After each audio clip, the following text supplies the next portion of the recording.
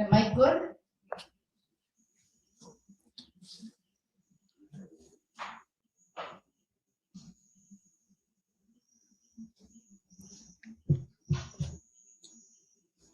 Miracle Boy Boxing, ladies and gentlemen. I am your host, Jose Cruz, alongside my dad here, Miguel Cruz, as we are live tonight for the first time with a fight live reactions. You know, and ain't no better way to start doing this on my channel than with a Subriel Matias fight live from in Barclays Center. It's going to take place in Barclays Center against Dalton Smith in what should be a fantastic fight tonight. Of course, a lot of nervous fans for both Matias and Dalton Smith, I'm sure, because this is a fight that is not going to be easy at all. The card is about to start right now.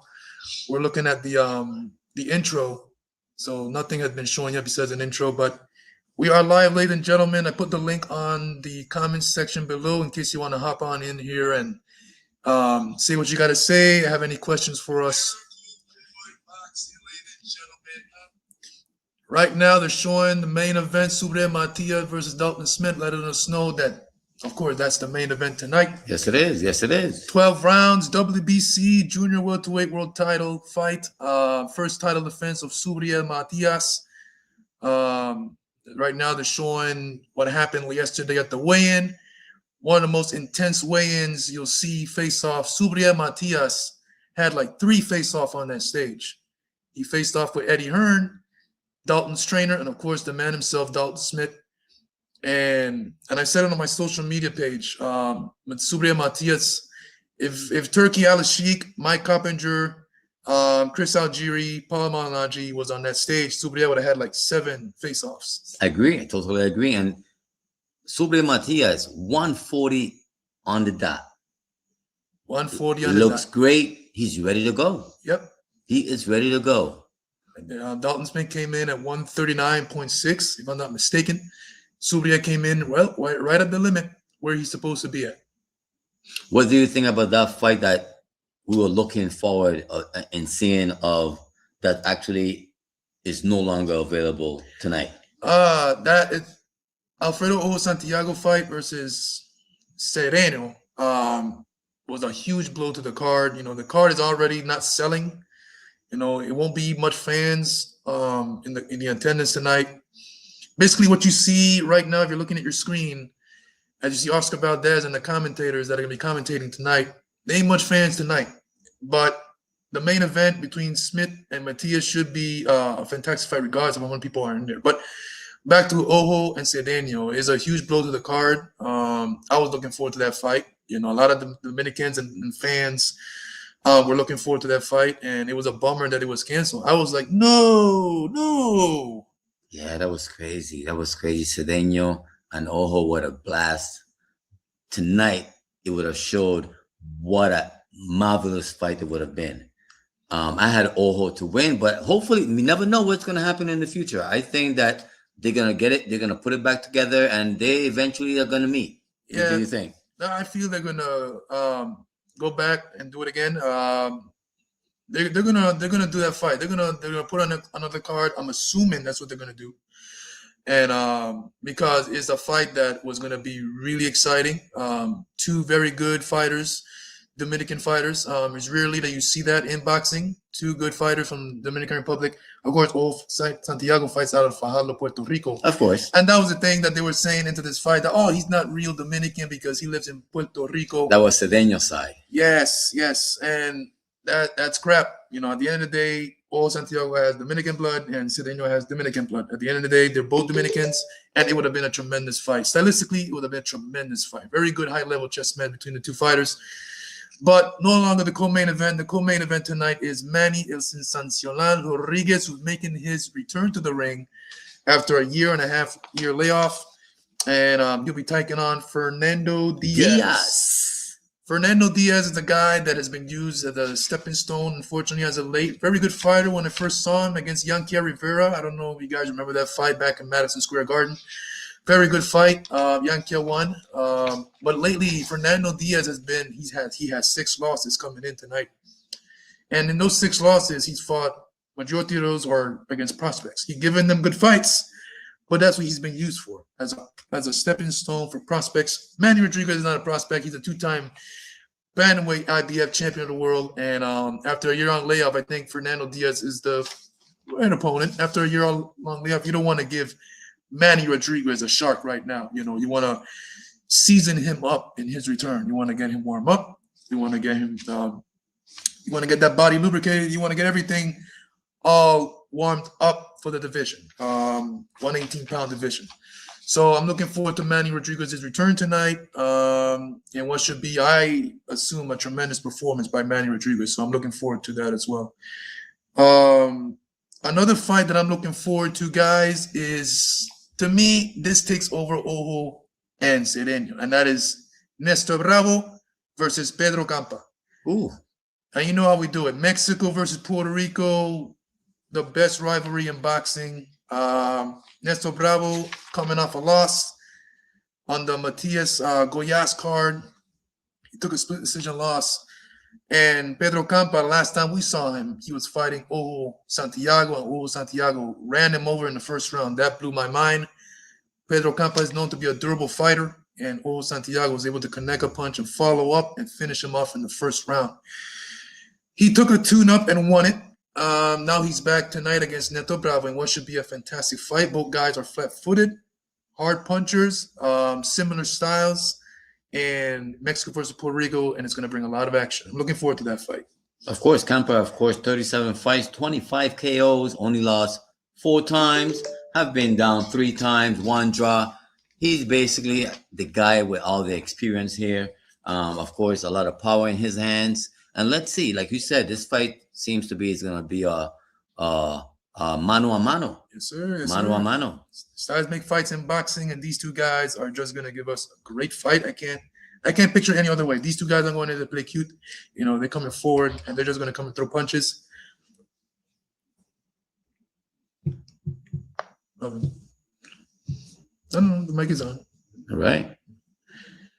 All right. So tonight's lineup: Arjen Iseni versus Mario Bedoya. Light cruiserweights, actually 6 rounds in that fight. Then we got Keith Cologne, ladies and gentlemen, one of the best Puerto Rican prospects on the rise in boxing today. 8-0, 8 KOs from Newark, New Jersey. I'm looking forward to that fight because of Keith Cologne.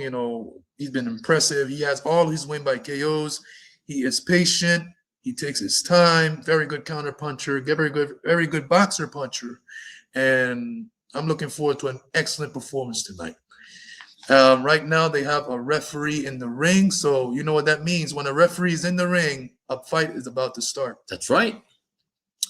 Payperview.com, ladies and gentlemen. If you haven't ordered the fight yet on pay-per-view, go ahead because you don't want to miss this card. Support Subriel Matias from Fajardo, Puerto Rico. El Orgullo de Maltenillo, Fajardo, Puerto Rico, just where I was born and from as well. So this card, of course, anytime Subriel Matias steps into the ring, it means a lot to me as well. So I'm always excited about that. And yeah. So, Jose, who do you like in the co-main event? How do you see that fight go? Manny Rodriguez, as we all know, he's a very good boxer, sharp, excellent counter-punching skills, one of the best timings in the sport. At one point, Manny Rodriguez was pound for pound the best boxer in Puerto Rico. If you looked at BoxRec back, a couple of years ago, he was number 1. He was IBF champion at the time. He was number 1 because he had everything. He has everything. Footwork, timing, boxeo, jab, everything Manny Rodriguez has. And he's willing to mix it up as well. So he's not just a guy that's in there being cute with his boxing. No, he likes to mix it up. Very good boxer, all well-rounded. And that's why he's been named at time for some time Puerto Rico's best boxer. Ladies and gentlemen, it seems that we're about to begin in the cruiserweight division. Like I said, the referee is in the ring. Jimmy Lennon Jr. Fresh Production Boxing has been stepping up their cards for the past couple of cards, ladies and gentlemen. I remember when I went to Subriel Matias' comeback against Rifle Ramirez. And when I went to the weigh-in, it looked like a Showtime weigh-in. I'm like, whoa, nice podium, nice everything. And for the first time, they have Jimmy Lennon Jr. as the ring announcer. Talk about a step up. The legendary Jimmy Lennon Jr. Right now, the entrants are on the way. Here comes Mario Bedoya from Mexico, 4-4, 3 KOs. This is the kind of fight that we like to call, ladies and gentlemen, La Pelea de las Chatas. La Pelea de las Chatas, because in these fights right here, you usually don't see them go long. You know, the fighter that's supposed to win will land a body shot, a headshot, and end it. So let's see how long this lasts.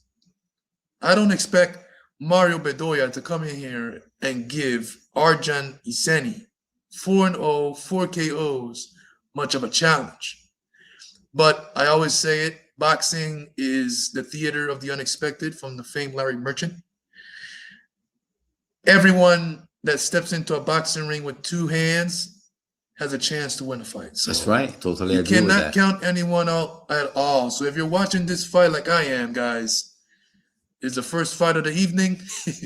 6 rounds in the cruiserweight division. Never heard of, seen of him. You know, I know that he has. He doesn't look too in shape. If you look at his body, like how my dad just said, he doesn't look like he put it in a training camp. But let's see how he takes some body shots. Yeah, sometimes the looks are deceiving, though. Let's see what happens. Yeah. The lights are all over the place at the Barclays Center.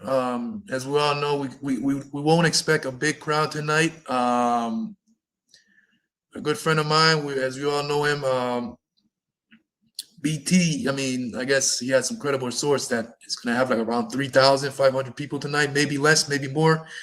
Not an accurate number. About 3,000, 5,000 people? 3,500, but okay. Not just give and take. Give and take. Yes, not an accurate number. But I did hear the pay-per-view is selling pretty good.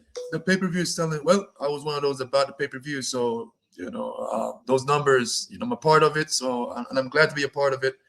You know, Subriel Matias. I've been supporting Subriel Matias before he even had 10 fights. You know, to the point that TV was not even showing his fights. You know, the only way you could have found a Subriel Matias fight was on Facebook Live, if somebody did a live or recording. What year was that? That was 2018. Wow. Yeah, 2018. I think his first debut was it was 2015. Yes. Matias. Yeah. So he's been a pro. He's been a pro now for 11 years. Come a long way.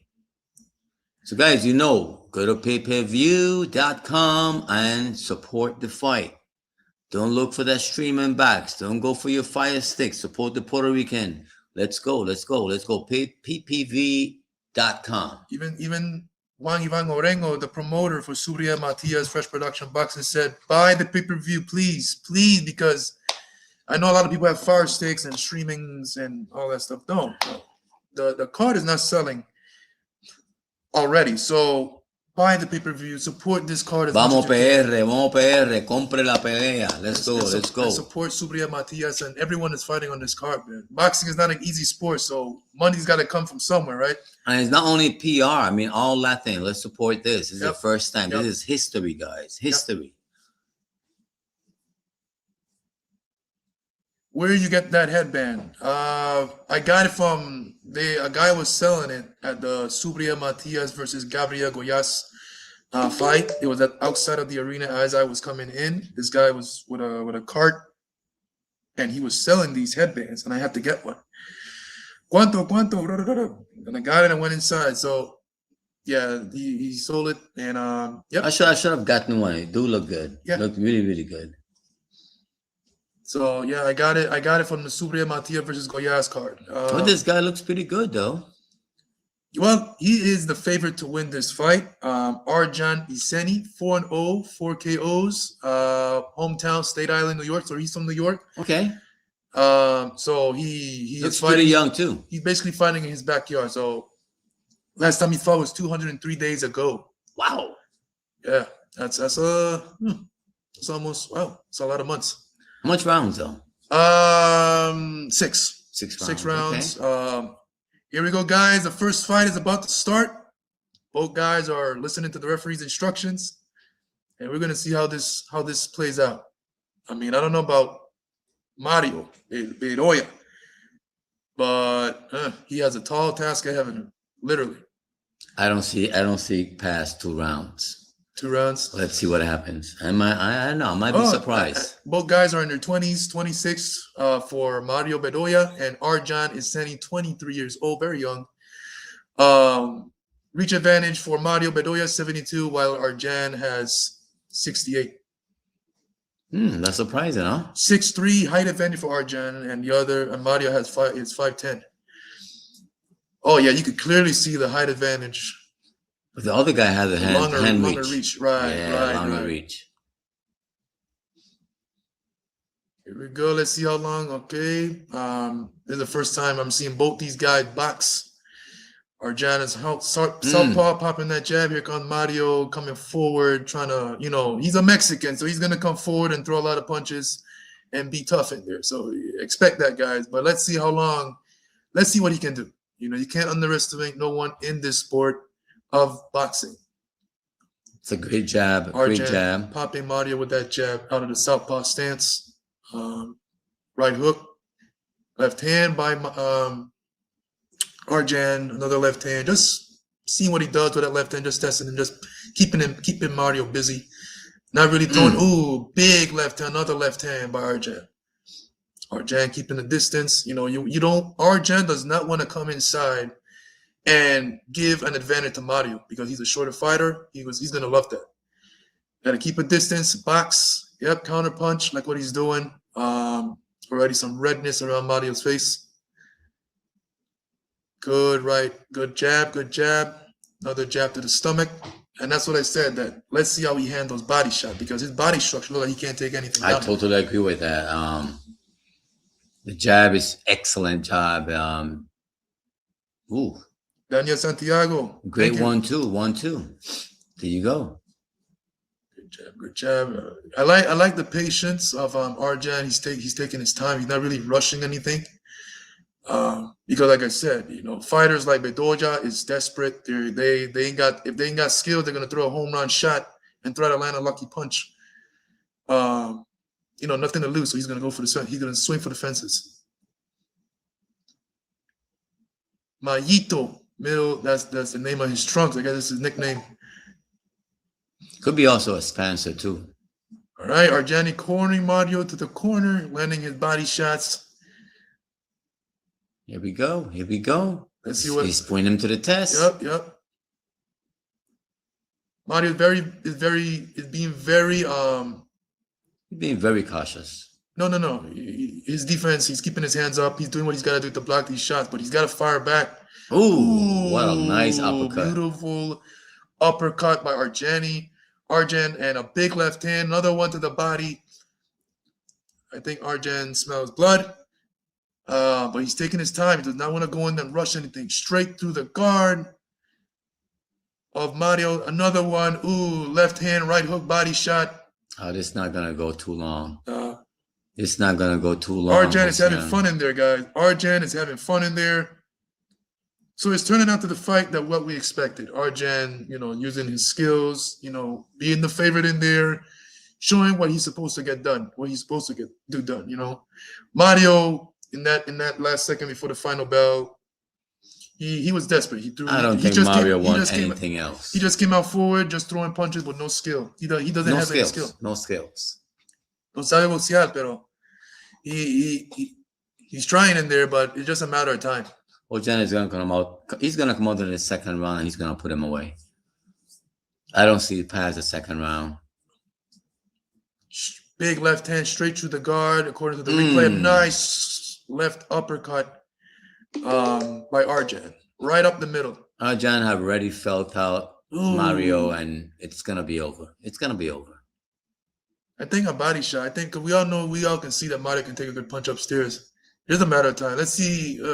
This second round. I think the body shot is going to do it. This second round is going to be hell for Mario, man, based on what I'm seeing.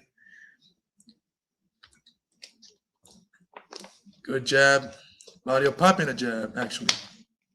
Mario, of course, are now out of the southpaw stance. Let's go, Mario. Vamos, let's go. He switched. Oh. He switched. Mario's switching for us. Mario is switching for us. I like that. I guess his trainer told him, mira, switch. because the I right like is that. the orthodox the right hand stance is not working. That's not gonna help him.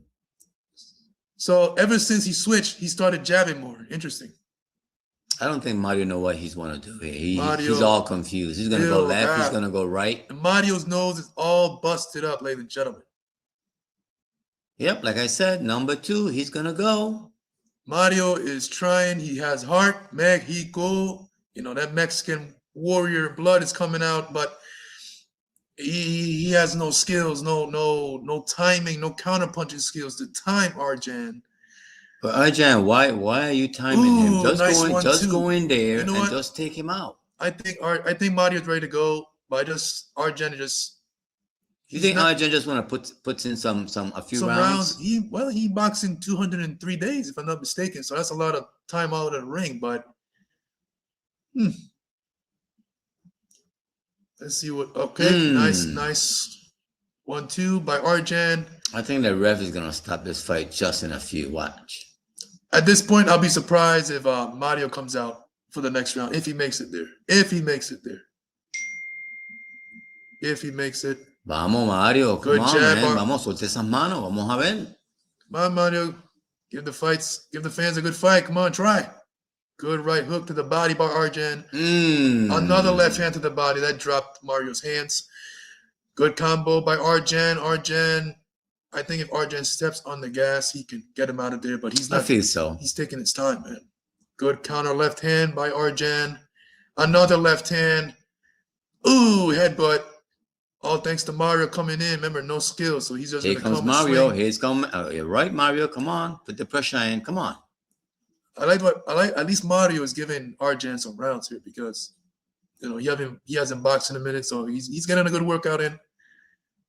But like I said, you could really notice the levels. So. You could tell who has the talent, who doesn't. You can clearly see the skills in the class in here. Boom! Big right hook and a big left uppercut miss by Arjan. Nice, another headbutt went in there. Arjan got a smile out of it. Yeah, I think he felt the headbutt. Whatever Mario got, which nice was nothing. Man, oh wow! You guys think Mario's gonna come out for the third round? Let me know. Mario will come out for the third round. I'm surprised he got to the third round. Javier Cito, 6705. Let's go, no Matias tonight, yes sir. Si Dios quiere, let's go, no más Diaz. No más Diaz. Eso es así. Jackie Hernandez, hola, hello, welcome to the live, welcome to Miracle Boy Boxing Live, Subriel Matias versus Dalton Smith live reactions with your boy, Jose Cruz and Miguel Cruz, my father. We're here for the first time doing a live reaction on a card, and no better way to do it with a Subriel Matias card. One of the most exciting fighters in boxing, as we all know. My favorite Puerto Rican fighter, and I'm excited and honored to do this for you guys. Come on, let's get this fight over. Let's do it. To the point that I even have on a headband. Imagine that.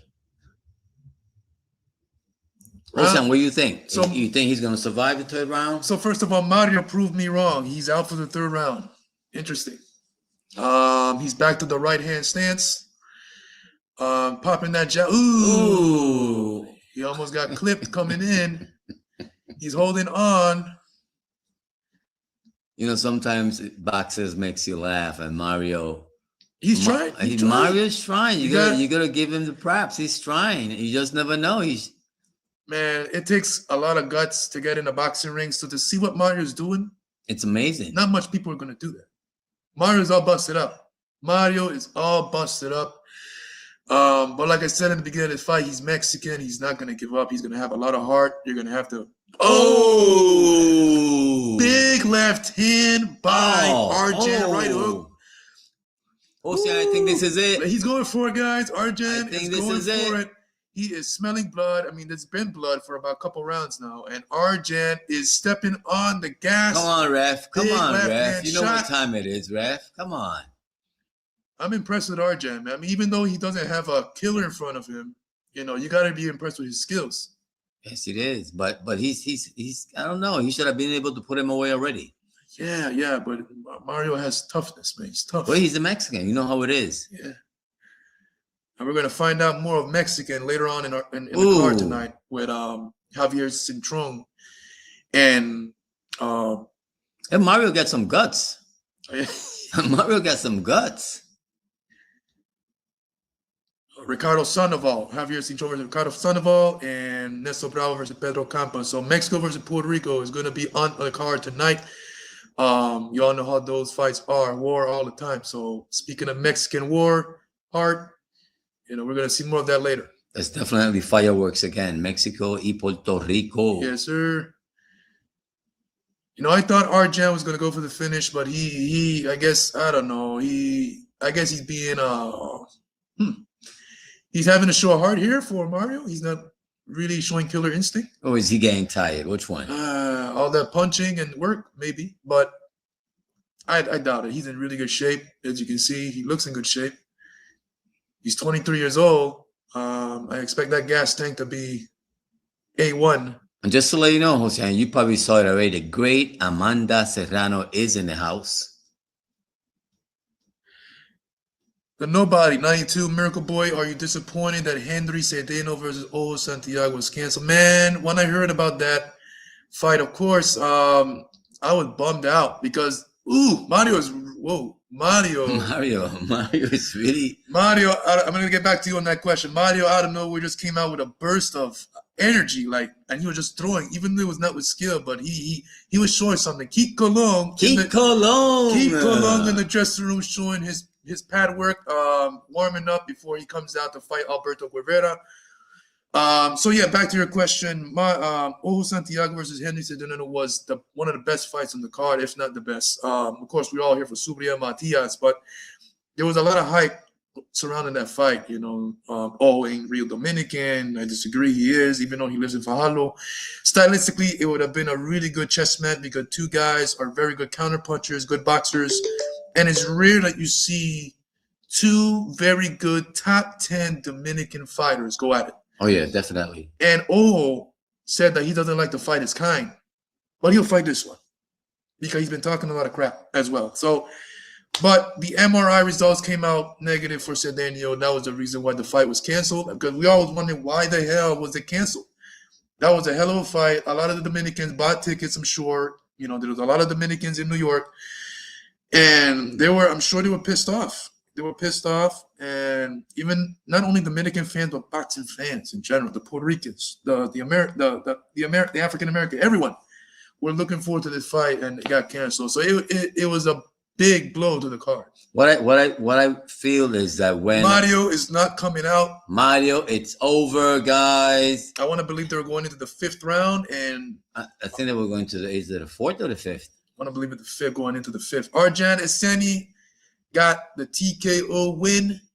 I thought it was going to come a little earlier, but it was just a matter of time. Like I said, Mario showed a lot of heart, a lot of guts. It's never easy to step into a boxing ring, so you got to give credit where credit is due. Definitely, I totally understand that. Mario Bedoya, 4-4, now 4-5. So he's like that, guys. He's going to be used as a stepping stone for guys like Arjan. Now 5-0, 5 KOs. Cruiserweight division. I'm looking forward to seeing what's next for Arjan. This is the first time that I'm seeing him box, and that was a good performance, man. Like I said, he did not have a live dog in front of him, but he did what he had to do in impressive fashion. All right, they're in the middle of the ring. They're about to give the official announcement. No decision because this was a stoppage. There you go. Good job. TKO in the end of the 3rd round, so they were going into the 4th. 5-0, 5 KOs now. Good performance by Arjan. I'm looking forward to seeing more of the young kid. He's 23 years old, so straight out of New York City, guys. State Island, winner. There you go. All right. So those of you who are from the New York area, you're starting up pretty good. State Island's own from New York, Arjan Iseni has won by TKO stoppage. Does he have all 5 by KO, is it? Yeah. Wow. All 5, yeah. Good job. So good job. The next fight on the card, ladies and gentlemen, is Keith Cologne, one of the brightest young talents in Puerto Rican boxing. is on his way to the ring against Mexico's Alberto Guevara, veteran, 36-fight veteran, 28-8, who's been in there with Shakur Stevenson, the guy we're going to see later tonight, Manny Sensacional Rodriguez, and Leo Santa Cruz, the 3-division world champion, in my eyes, a future Hall of Famer. Right now, they're showing the highlights of Mario getting busted up by Arjan, and yeah, that was a hell of a performance. What do you guys think about Arjan's performance? Let me know in the comment section below. Does he have a future in boxing? I think he does, because of his skills. You know, tiene buen boxeo. He has good lateral movements, good counter-punching skills, excellent timing, reach, distance, patience. He's gonna go far. Question: well, we know that Matias have to deal with Dalton Smith. Okay, and if things go well, how would you like to see Matias with next? Do you want to see him with Puello in PR? And if that happens in PR, we can also have Ojo and Cedeno in PR. How does that sound to you? I like both fights. You know, Matias has a obligated rematch with Puello. Puello has a rematch clause according to the contract. So if Matias wins tonight, I think that's the next fight, Matias versus Puello 2. And I think that fight can happen in Puerto Rico. Because the first fight was in New York. Why go back there again? Do it in Puerto Rico. It will sell more. There's a big population, of course, Puerto Rican and also Dominicans. So that's right. That'll be a tremendous card in itself, and it will sell. And the co-main event, Ojo and Cedeno. Woo! That card will sell more than this in terms of audience attendance in Puerto Rico. Of course. So here we go, guys. One of the young rising talents in Puerto Rico, Keith Cologne, is about to get into the ring. But first is Alberto Guevara, 36-fight veteran. This is 8 rounds. Is Guevara? Guevara, yes. Guevara. There you go. 8 rounds, guys, in this fight in the bantamweight division. 28 fights, 13 KOs.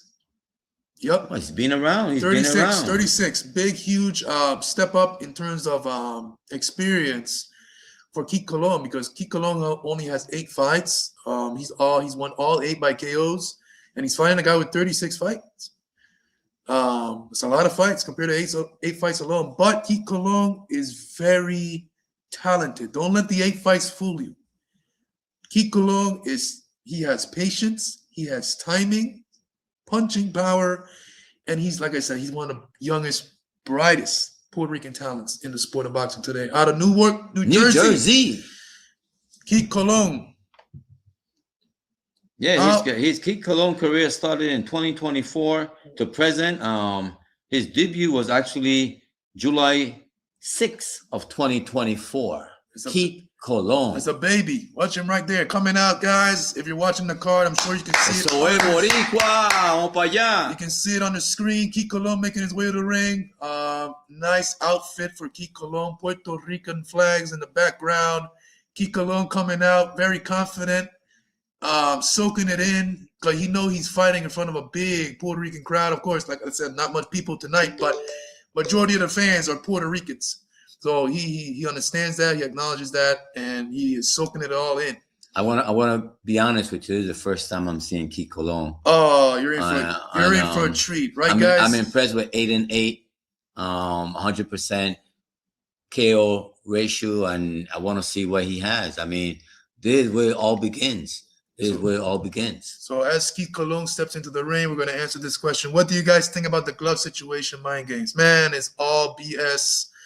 It's just another mind game, another one of Eddie Hearn's tricks to try to get into Matias's head and mess it up before the fight. Changing gloves, whatever gloves they want to have Matias change, it doesn't matter what gloves Matias puts on. Matias is a natural puncher. He's a big puncher. He's going to hit hard regardless. Everlast, Reyes, winning, whatever you want to put on Matias's hands, it's going to hurt. So they can do all that shenanigans all they want. It's not going to change Matias's punching power. No, it's not. Dalton Smith, so whatever they try to do earlier with the gloves, it's not going to work.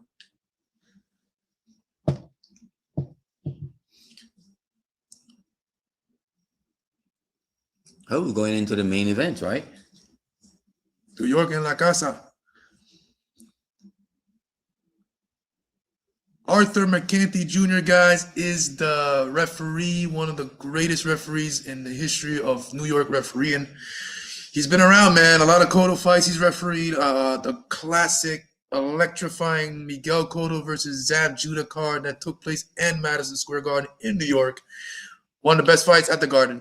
28-8, 13 KOs, 8 losses. Yep. He have been actually knocked out 4 times. Let's see. He's been in there with Shakur Stevenson. He's been in there with Manny Rodriguez. He's been in there with Leo Santa Cruz. So he has a lot of experience. But again, Keith Cologne, this is his time. This is his time to shine.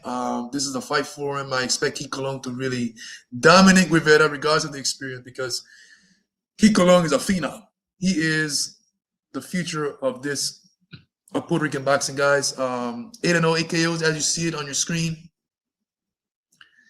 I expect another excellent performance by Keith Cologne. What weight is this, Hossein? 118. 118? I believe it's 118. Gotta make sure. Keith Cologne, 8 rounds. Keith Cologne, 23 years old, height 5'6", reach of 66 inches, of course, 168 centimeters, resident of New Jersey, as we said. 8-8. I'm gonna let you know right now. Here we go. Whoops. Elias es Tsunami. Vamos a ver cuánto cría tiene Colón. So he fights at 120. So here we go. First round, guys. 126. 126. So 126. Here we go, guys. First round. Keith Cologne versus Guevara. Mexico, Puerto Rico.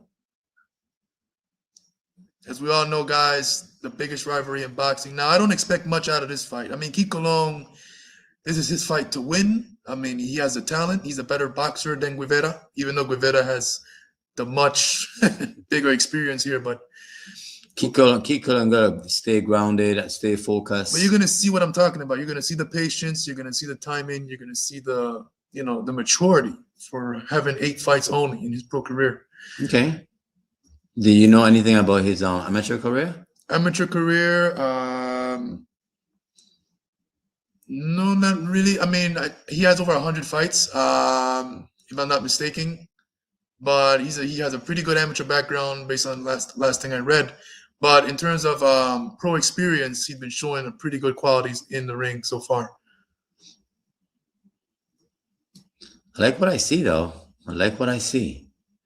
You can see he's approaching Guevara with a very mature approach. Yes, he is. Hands held high. Up. That's right. He's not being reckless. So these are the things that you're gonna see with Keith Cologne in the fight. He's not gonna get desperate in there. He's gonna take his time. He's gonna place his punches where they belong. I like the way I like the way he's cutting off the ring. Yep. And the jab with Keith Cologne. Look at that. He's feinting, popping that jab, popping those feints, trying to make Guevara think, trying to keep him busy. Guevara didn't like that jab. Oop. The veteran holding on. Arthur McCarthy Jr. separating them. Popping that jab, pulling that jab out. You got less than 1 minute to go. It's all about studying him. I can see Guevara making it out of this round. I expect him to. When you're coming into a fight with 8 wins, 8 KOs, all your wins by knockout, everyone is expecting to get a knockout. That's the thing with these kind of records. Big right hook by Keith Cologne.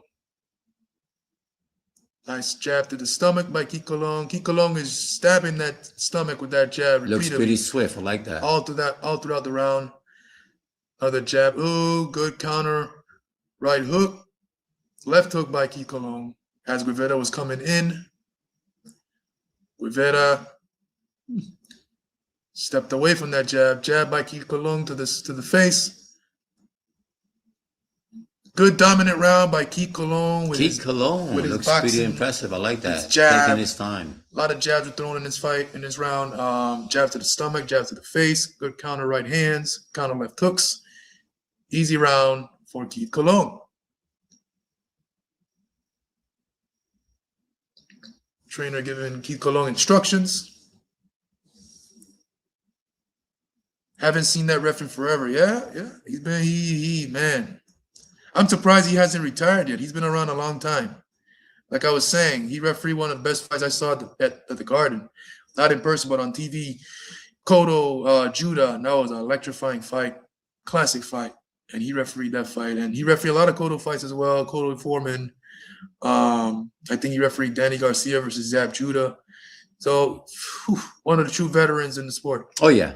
Again, coming back to Cologne, as long as you stay grounded, focused, disciplined, he's going to be the next superstar. I can see it. I can see it. And we got a lot of talent. We got Juanito Lopez who will be fighting on the Xander Zayas versus Abbas Parao card. I'll be at that card in Puerto Rico in the Choliseo. So Juanito Lopez is one of those rising talents. Keith Cologne, I would say, is joining him for sure. It was already joining because Keith Cologne is already ahead in 8 fights. Juanito only has 4. So there's the future, guys. Keith Cologne and Juanito Lopez. Keith Cologne reminds me a little bit when Wilfredo Benitez started when he was 17. I think he's one of the youngest champs. He is the youngest. That's right. 17. 17 when he fought Keith Pambele in Puerto Rico. Xander Zayas is the youngest signee out of Top Rank. That's right. 16. So. And of course, Wilfredo Benitez out of New York City, PR in New York. El Raral. We're seeing some El Raral moments from Keith Cologne right now. Dodging some punches from Guera. Left hook. Good left hook to the body. Oh. Looked like a Cotto sneak left hook to the body, liver shot. Guevara just hit him a nice job. I like that. Good job by Guevara. I like that Guevara is keeping his hands up. Like I said, he's not reckless. You're going to see a lot of timing. You're going to see a lot of poise, patience, and maturity in that ring tonight with Keith Cologne. 8-0, but he fights more like he's 15-0. He has a lot more experience. You know what does that? A lot of amateur fights. If you have a good amateur background and a lot of amateur experience like Keith Cologne, you're going to be boxing in the pros just like that. So much experience. Good right hand, right hook. Cologne needs to start coming in with that jab first. Got to be careful. He's fighting a 36-fight veteran. That's right. You got with some big names. Come with that lead hand. Good jab. Everything comes after the jab. Let's do it. Good jab to good counter right hand by Keith Cologne. Jab by Keith Cologne. Keith Cologne keeping Guevara busy with that jab, keeping him guessing, thinking, making him hesitate to throw a punch. He has Guevara along the ropes. A lot of feints by Keith Cologne. Boom! Right hook to the body. Guevara almost went down. Double hook by Keith Cologne to the body and to the head. Keith Cologne shaking his head like, no me aguanta, don't hold me. What you doing? Big overhand right miss by another overhand right attempt by Keith Cologne. Guevara, wow, he was lucky that he was able to dodge those bullets twice. Big round for Cologne. Guevara coming back to his corner, shaking his head like he doesn't want it, but I hope that's not what that means. It's a good round for Cologne. I like when he started to step up and applying the pressure, smart. So far, he's outclassing the veteran, doing what I expected him to do in this fight. Let's see what Guevara could do in the next round. I mean, seismic fights, and maybe this could be the entire fight. Maybe. I don't think this fight goes a distance for sure. I think look at that Cologne, right hook body Keith Cologne is going to stop him, and he's going to stop him with a body. What do you guys think of Keith Cologne's performance tonight, guys? Let me know in the comment section below. Let me know. I think it's a hell of a performance so far, man. What I expect, I'm sure what you guys are expecting for Keith Cologne to do. I know a lot of you guys are expecting to stop it because he has 8 fights, 8 KOs. Records like that, you expect to stop it. But, in boxing, we all know KOs ain't everything. It's good to get in these rounds. And, yep. There's going to come a point in time where Keith Cologne is going to have to go the distance. It could be tonight, could be the next fight. We don't know, but let's see. So far, I think the longer this fight goes, I think Rivera is going to... Guevara tried something there, stepping in with some punches. Looked like a little off balance there. He's kind of a little. Both guys holding on. He's kind of hard to get to though. You mean Keith Cologne is hard to get to? Or? No, Guevara. It's he's some boxers make you look kind of a little awkward. Yeah. Well, the awkwardness is coming from Guevara. That's what I'm saying. Good right hand down goes Rivera. That's a slip. That's a push down. They're gonna count it. They're gonna that's a slip. But the body language of Guevara is like, I don't want to be here. Time in by Arthur McKinney Jr., veteran referee, one of the greatest referees in the sport today. Ooh, big 1-2. Guevara didn't like that. Here comes Keith Cologne. I told you this fight is not going to go the distance. Keith Cologne trying to pour it on here. I like that Keith Cologne is not rushing and going crazy. I like when he switched from right to left. Yeah. Keep him guessing. Southpaw to orthodox. That's correct. Now right hand. Double right hook. Good jab by Keith Cologne. It'll keep the jab going. Hands up. It'll keep going with a jab. He's being very disciplined with his defense. I like that from Keith Cologne.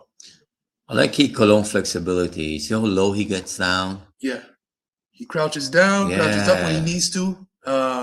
It's like he's doing what he's a thinking man in there. You got to think in boxing, and he does that.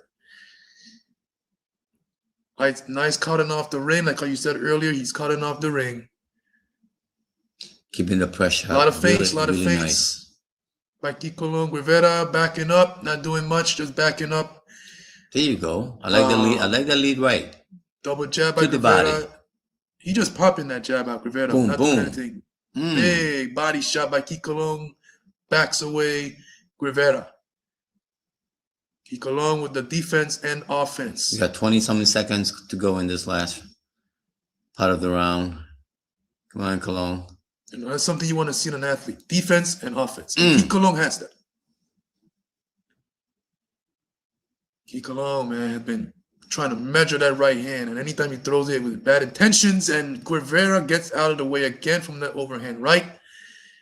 Keith Cologne with his hands down, just doing what he wants, having fun in there. Oh, he's definitely having a lot of fun. Keith Cologne having fun, guys.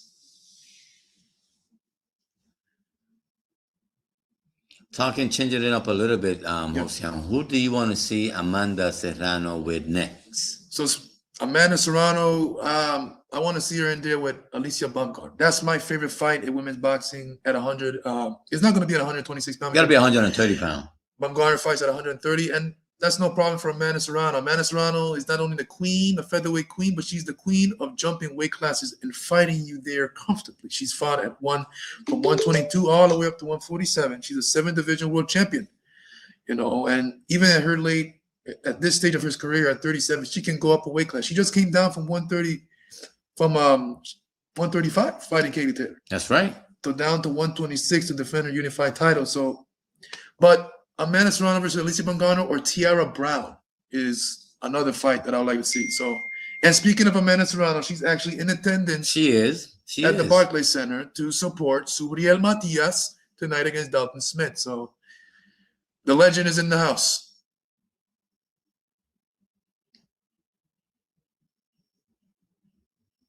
Keith Cologne is doing great. I don't know why that guy was talking to him. I'm just saying that Keith Cologne is not gonna catch a veteran like this guy swinging away with his right hand. He gotta go with the lead hand. He gotta do some fakes, and then he's gonna catch him eventually with that right hand. Yeah. Keith Cologne coming up next. Nestor Bravo versus Pedro Campa. That's gonna be a war. Right now, that's my favorite fight on the card. To me, like I said, that takes over Ojo There you and go. Cedeno. There you go, Keep. There you go. Keep the lead hand. Let's go. There you go. That's going to set up your right hand. Class and talent separating here, guys. As you can see. Nice I told you. Counter. I told you. Now the timing that I mentioned earlier is coming into play by Cologne, man. Yep. You got to keep the lead hand. Keep it going. Keep it up and guera. There you go. Because the punches that Guera is throwing is very lazy. So he's going to get timed and countered repeatedly by Cologne. Big right hand to the stomach by Cologne. Jab. Ooh. Guera, he's basically on defense. So he's very alert at everything that's throwing at him. There's nothing here that will make me say Keith is in trouble tonight. Again, it's boxing. Anything can happen. But it's not going to happen tonight. Sometimes you can easily see that nothing is going to happen. I mean, big right hand miss, overhand right. Guera has been getting away from those overhand rights all night. Credit to him. Because if he eats one of those shots, it's not going to be pretty. It's very uncommon to see a Mexican take a step back. Yeah, and even in the first fight with Arjan and Mario was coming. Mario was outclassed, but he was coming forward and throwing a lot of heart and showing a lot of heart. So Guera is not doing that. He's not doing it. And with the experience that he has, I would expect that to come forward. And I think he will be pushing the young brother back, and he's not. Not tonight. Out of the southpaw stance, Pete Cologne popping that jab. Pete Cologne. Go to the body, and then come back up. Pete Cologne has that facial expression like, man, I want to get you out of here. Stay still. Keep the jab, and then catch him in his body. That's what's going to happen. Just keep the jab. There you go. Jab to the stomach by Pete Cologne. Big 1-2 miss.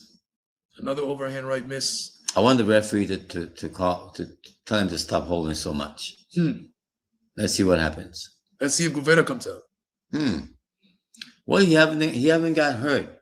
I mean, he's getting he's getting touched a little bit. Nestor Bravo. Right, there you go, Nestor Bravo. Nestor Bravo and Pedro Campa warming up in the dressing room. Both guys throwing bombs on those mitts. Because that's what we're getting tonight. Bombs away in this fight. I mean, both guys have a similar style. Both guys fighting out of the right-hand stance. Flat-footed, not being cute. It's going to be punches and bunches in this fight. Looking forward to it. I remember when Campas and did Ojo fought him and Matias? Knock him out in the first round. Ojo fought Angel Fierro. Oh. And that was a good fight. That was the best fight of the night. And Ojo won by decision. Okay. Hard fought fight. All right. Well, Guera starting well in this round. Popping that jab and throwing a couple body shots. Popping that jab. Here we go. Starting up pretty good in this round for Guera. Guera, come on. Come on. Pull up a fight. Come on. Let's go. Good jab by Keith Cologne. Keith Cologne crouching down, trying to see where he can open a shot up in between Guera's guards somewhere. He's looking for openings. He's looking for openings. Big a left hook to the body by Keith Cologne. Keith Cologne cutting off the ring pretty well. He's been doing it all night. Big overhand right miss behind the head. Whoops. Keith had that right hand cocked and loaded. Guera it's very on his defense. Cologne is going to have to go to the body a couple of times. Might hurt him to the body if he keep faking that jab. Good stomach. Good jab to the stomach. There you go. You got to keep doing it. You got to keep doing it because he's very alert. Big left hook. Right hand by Keith Cologne. Another right hand by Keith Cologne to the body. Jab to the body. Backs up Guera to the ropes. Keith Cologne going inside the pocket. Hands up, and you see when he goes in the pocket, he keeps his hands up. He's not being reckless. Everything he's doing is with maturity, like a skilled veteran. Sticking his tongue out like, yeah, I smell it. I'm tasting blood now. Give it to me. Yeah, big right hand. Big right hand by Cologne. Guera's head back, guys. Stop holding. That's what I said. Yes. Ooh. Nice 1-2. Oops. I like the pressure Cologne puts on. Combinations by Keith Cologne.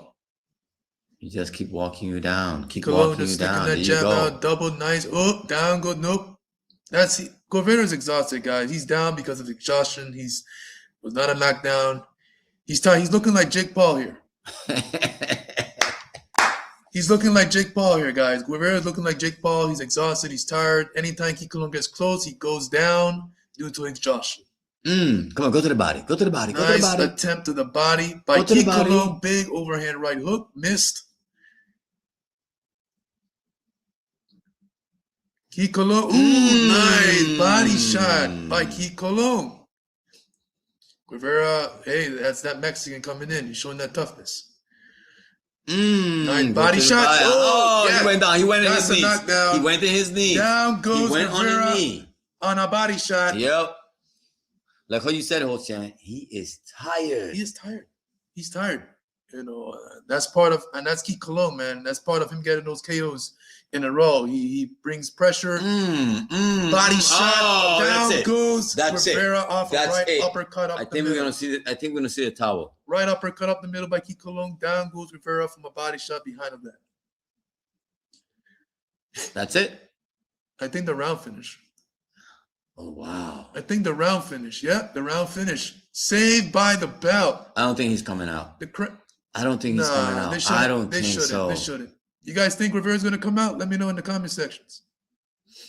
I don't think he want to come out. Keith definitely a prospect to look at. Yeah, look at this. I said it before the fight started, guys. Keith Cologne is someone to watch. He is the future of Puerto Rican boxing. You're seeing it. This is a veteran of 36 fight. This guy has been in there with Leo Santa Cruz, Shakur Stevenson, Manny Rodriguez, world champions, and future Hall of Famers in Leo Santa Cruz. And maybe you could say Shakur is a future Hall of Famer already, right? That's right. He doesn't look like he want to do any more. I don't think he want to fight, Hossein. I don't think he wants anything. His body, oh my God, he's out for the next round, guys. Guevara is out for the 6th round. You know, like I said, you got to give him credit. You got to give him credit like Mario early in the first fight. A lot of heart, guts. He got dropped twice, and he's still in the fight. I think that left hook landed to the body. Good jab to the stomach. I like that. Keith Cologne, when he throws, he can see Guevara punches coming. He moves out of the way with his head.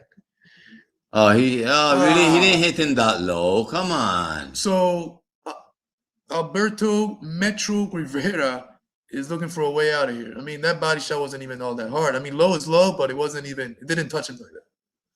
No, he didn't go that low. I don't think so. Look at the replay, guys. Let me see. That's the belt line. Come on. That was not that low. That was on the belt line.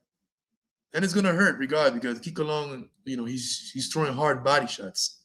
That's the belt line. Come on. You just wanted to get a little rest. I understand. Okay, Guevara's throwing, but nothing much coming out of those offense. Keith Cologne fading. Look, he's dancing salsa in the ring. He's being twitchy with his shoulders, twitchy with his legs. Man, Guevara's got to be one of the luckiest opponents for Keith Cologne because he's dodging and getting away with his right hands. That Keith Cologne, if he was to land any of those punches, Guevara would be on the canvas. Nice 1-2 by Guevara. Big right hand snaps Guevara's head back. Finally, the right hand landed in there, and it did what I expected it to do, which was snap his head back. Keith Cologne trying to get the finish. Guevara stepping back upon his jab, trying to keep Cologne off of him.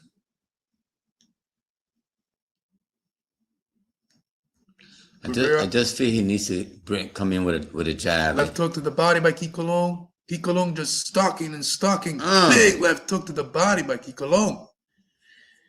Keith Cologne. Left hook to the body. And you see Keith Cologne is tired of the holding to the point that he's kind of getting frustrated. He kind of threw Guevara down. You know, I don't know if that's a veteran tactic, all that holding, trying to get the young man to get frustrated. Good right overhand right. Finally, one of those overhand rights landed. Guevara took it well, popping that jab. Hands held high by Guevara. Big a left hook by Cologne. Jab to the stomach.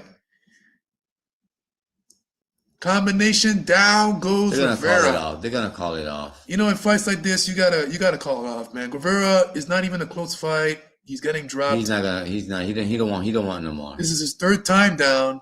Arthur McKenty Jr. knows better. He's a veteran referee. I mean, I think if he, oh wow. And Arthur McKenty Jr. is not really known to stop in fights that quick. He's gonna tell the corner something right now. He's gonna say, "I've seen enough. I've seen enough." I know they're talking to the corner of Guevara. Yeah, he's telling him something. Look like he's talking to the commissions, telling him. Like, that's it. I bet he's gonna stop it.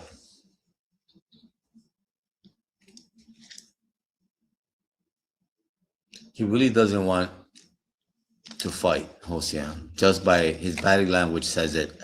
Says everything. The guy that I wish could be is the fight. I wish I could be. I could be is Matias versus Hearn.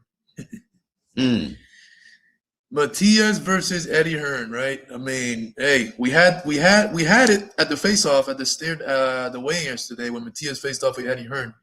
Because Matias did say that he would break his face if he was a boxer. Fighting him, right? And Eddie Hearn said, "Well, good thing I'm not a boxer. Glad I'm not a fighter." That was the right response from Eddie Hearn. Wow, Rivera's in round 7. You think he's gonna make it to the 8? That's great. Double right hand body shots by Cologne. Cologne. Big right overhand. Another right hand. Guevara holding on. I think the fight is to the point where if Cologne lands some couple solid shots, Arthur McKenty is going to step in. Why are you throwing punch like you don't want to?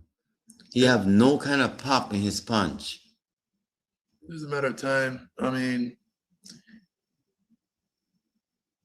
no steam in those punches. Hold. He's done. He's done. Wave it off, Keith. He's gonna call it. That's it. That's it. Wave it off. And the fight is done. That's it.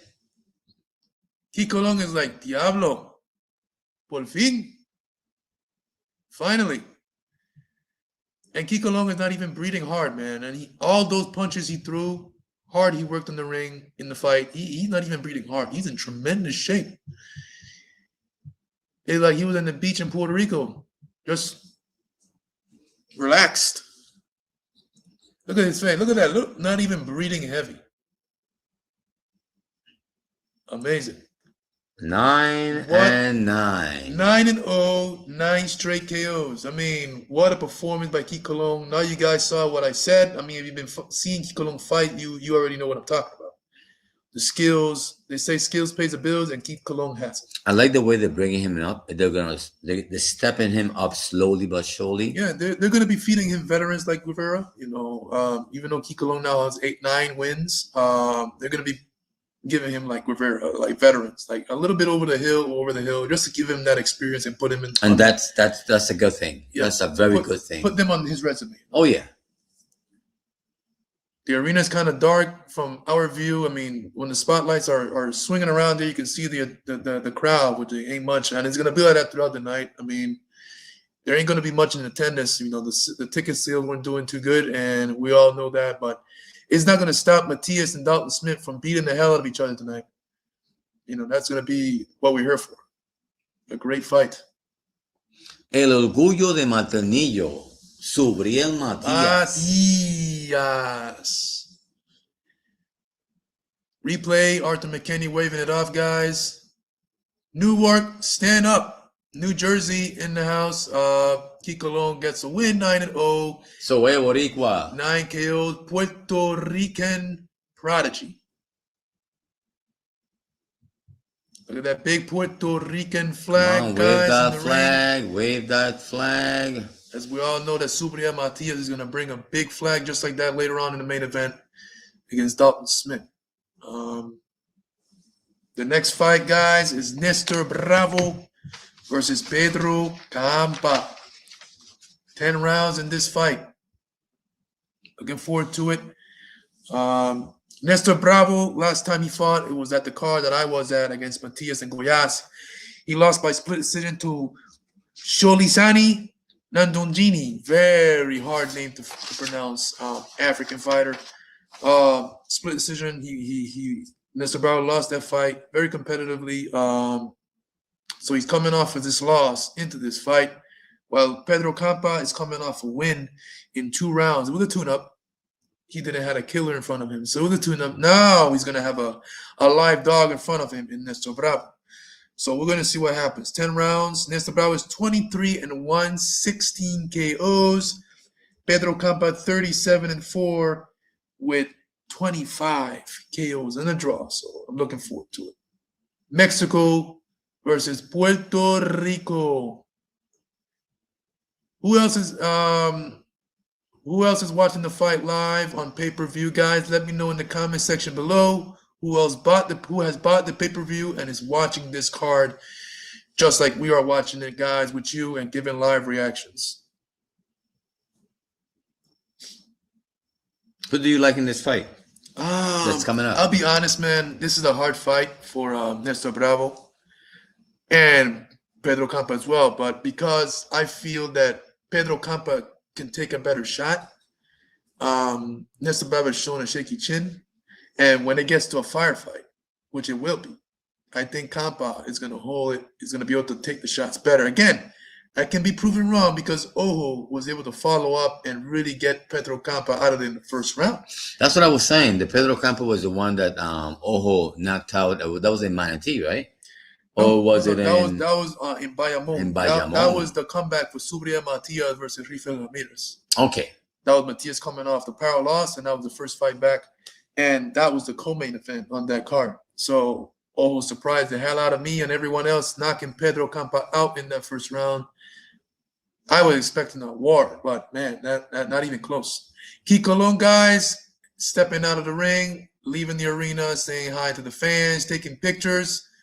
All the Puerto Ricans sticking their flags out, letting Cologne that, hey, I was here to support you. Subriel Matias has arrived, ladies and gentlemen, at the Barclays Center, holding his prestigious and lovely WBC Junior Welterweight World Title. Subriel Matias is he's in the aisleway there, looking at pictures, historic pictures events that have happened at the Barclays. And we got his opponent, the challenger, Dalton Smith, with Eddie Hearn behind of him, of course, his promoter. Uncharted territory for Dalton Smith tonight as he fights in front of a hostile crowd of Puerto Rican fans. Of course, some Brit fans are in attendance as well, according to the weigh-ins yesterday. I mean, we saw a mixed crowd of Puerto Ricans and British chanting both guys, going for their fighters. So, man, at the end of the day, little crowd or not, it's going to be a hell of a fight. I got Pedro Campa winning. Yeah, I mean, Pedro Campa had the chance to win this fight. I'm Puerto Rican, but I call it as I see it. Nestor Bravo has a hard fight tonight. I think because of their styles, it's similar. When these two guys go at it and they start to trade, I think Pedro can take the shots better than Nestor. I mean, in the last fight, Nestor was buckled. He has a shaky chin, so we're going to see what happens. Yeah, we're going to see what happened because, like I said, Ojo knocked him out in the first round too. But Pedro Campa chin may have been cracked too because Ojo was able to get him out of the first round. But prior to Ojo, Pedro gave Brandon Lee all he could handle, who's a very good fighter, top 10. And some people thought Pedro won that fight. And he showed a hell of a chin. But that was then. This is now. We don't know what kind of chin Pedro has now. I mean, I'm assuming that he's going to be able to take the shot better than Nestor tonight. Like we all know, the shot that knocks you out is the one that you don't see. you don't see. So we can't really look at that one knockout from Ojo and make it sound like he don't have no chin. Yeah. Nestor gonna do the same thing, right? Correct. No. Styles make fights, and Pedro did not see that punch. It happens in boxing. So Pedro Campa, ladies and gentlemen, making his way to the ring. Of course, in New York, there's some Mexicans. I'm sure there's some Mexicans in attendance. But of course, the majority of the crowd is Puerto Ricans and British fans, as they are here for the main event. Pedro Campa, he is happy, he's excited because he's about to fight. You know, he's a fighter, he's a warrior. This is what he does for a living. So we almost agree that Pedro Campa knows that he cannot afford to lose this fight. So he goes way back of the line again. Another thing about this fight, this is a must-win for both fighters because it's going to be hard to come back from this kind of loss. This loss tonight, whoever loses, Pedro Campa or Nestor Bravo. Pedro already has 4 losses, so getting 5 losses in a stacked 140-pound weight class is tough. You know, at that point, he's gonna become a journeyman. He's gonna be used as a stepping stone. And Nestor Bravo, he only has 1 loss, but he cannot afford a next loss. I mean, it's going to be hard for him as well. So this is a must-win for both fighters. And it's crazy because this fight is going to be crazy. Stylistically, it's going to be bombs away. Both guys are going to chuck leather. And it's who can take the better punch and who has the better gas tank, who put in the training.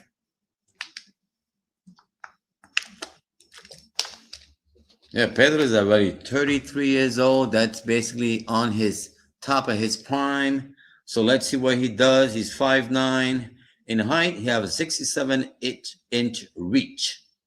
Let's see what happens. Then you have, of course, Nestor, height 5'9", reach of 70 inches. And of course, let's see what happens. Nestor Bravo, do you have his age, Jose? Nestor Bravo. Right now, let me see. Hold on 1 second. I'm surprised you don't have his age. Yeah, because it didn't show it. It didn't show it. But as we know, Mexico and Puerto Rico did 32. So, there you go. So similarities here in this fight, similar styles, similar age, more or less.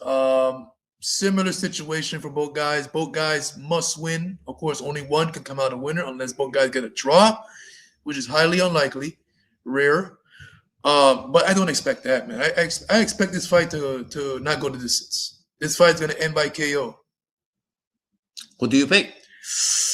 You going with Campa or you going with Bravo? Man, this is tough. You know, Mexico, Puerto Rico, you know, I always back my Puerto Rican fighters up. You already know that, guys. For those of you guys that have been following me in my channel, you all know I back my Puerto Ricans up 100%, but I got to give it as I see it. Pedro Campa has a chance to win this fight. He has a chance. I think I like his chances just because he takes a better shot. I mean, I could be wrong tonight. Let's see.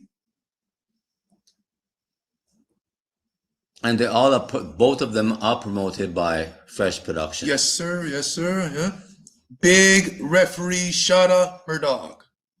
Big referee. This is the kind of referee you want for a heavyweight fight. This guy is pretty big. Look at the. Never seen him before. Look at the size of that referee. I mean, I've seen a referee before, but he's big, man. He's the biggest referee right now in the sport. I think Harvey Dock is the second biggest one. There you go. They're introducing the introduction, guys, for both fighters. I'm excited for this fight. You know, since Ojo and Cedeno is no longer fighting, this fight now takes that spot for me. 37-4, 1 draw, 25 KOs. Sonora, Mexico, Pedro Campa.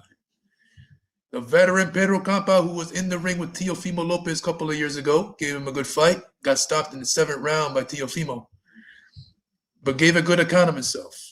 Nestor Bravo de Puerto Rico was coming off a loss, like I said, split decision on the Matias Goyas card in Fajardo, Puerto Rico.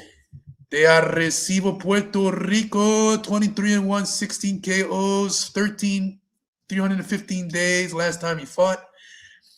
That was back in March of 2025, earlier last year, earlier in the year, in Fajardo, Puerto Rico. So here we go, guys. Both guys are in the middle of the ring. They're listening to the fighter's instructions by the referee. Touch up.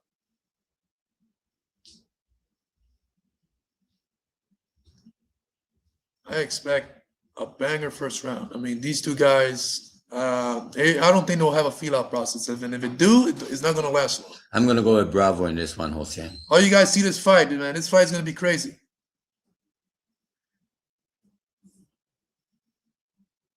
I will be surprised if someone doesn't go down in this first round. It's that serious. Look at that. They're both popping each other's head back with that jab already. Like I said, both guys have a similar style, as you can see it, flat-footed, hands held high, both guys throwing power shots, both guys have punching power in both hands. Bravo looks good though. I like his tightness in his body though. Bravo looks really good physically. He's in peak condition. So is Campas. Both guys are in tremendous shape. But Campas always looks good. I'll be honest with you.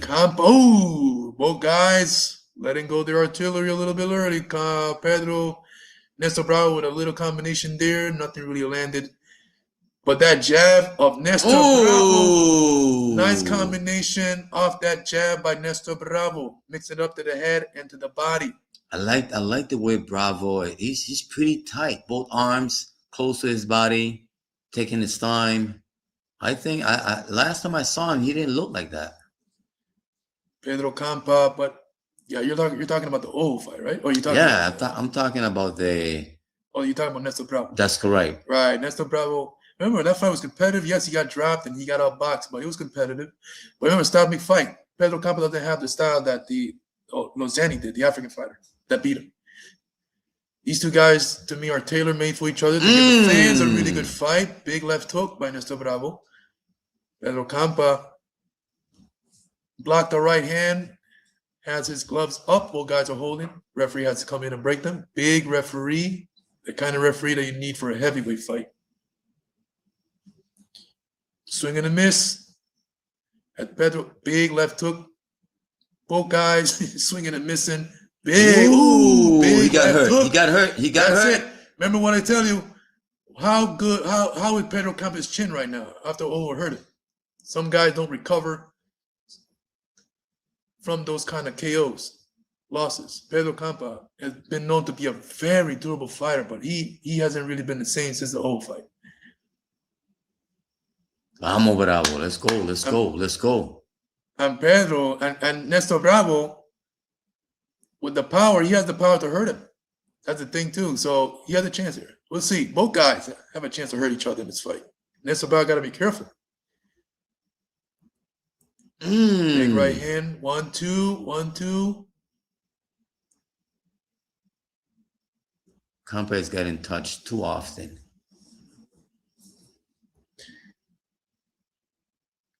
Good jab by Campa. Campa's coming forward. Double jabs. Right hand to the Campa is stomach. open for an uppercut. I can see it. And the thing is with Campa, right? When he throws, he's leaving himself open. He's not bringing back his shots on time. And that leads for Nestor Bravo to counter him. Good round. Big round by Nestor Bravo. Good round. Campa is coming back like, man, he hit me good. He looks like he's pretty hurt though.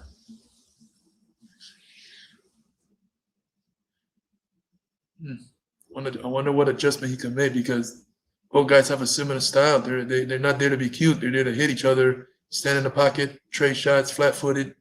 The most they could say is keep your hands up more. And, yeah. There ain't much you could do when it comes to their styles. They're not going to do any shoulder rolls. They're not going to do any Mayweather kind of stuff.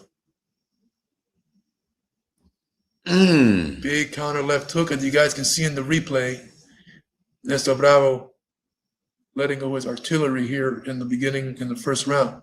Here comes the second round. If there's not much changes, which I don't think is going to happen, Bravo is gonna stop him before 5 rounds. We're in the second round. Interesting. Oh God, Nestor Bravo. Right uppercut. I told you about the uppercut. He's open to it.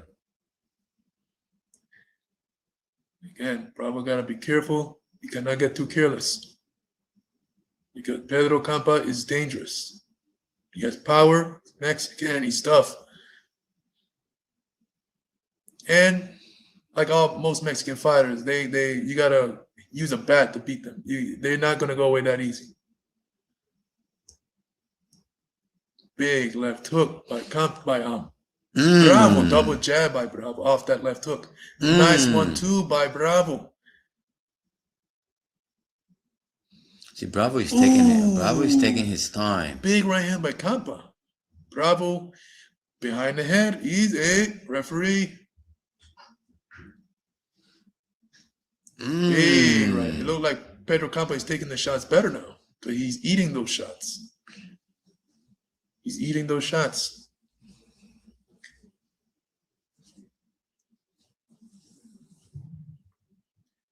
Well, he's coming forward now. Campas is coming back, guys. Oh, what I told you. What did I tell you? That's it. Wow. That's it. Que clase KO, ladies and gentlemen. Néstor Bravo with a big left hook has knocked out the Mexican veteran. Look at the Puerto Ricans and everyone in the crowd going crazy. Lights out. Face first. Man, that's crazy. I saw it. I saw it coming. And the thing is, this was a must win for both fighters. No one could have afforded a loss here. Néstor Bravo is having the time of his life as he should. Well deserved. That's a nice solid win coming off a loss. And yeah. And it's by KO, not by decision. Look at I told you the way he was moving tonight, he was really tight, he was patient.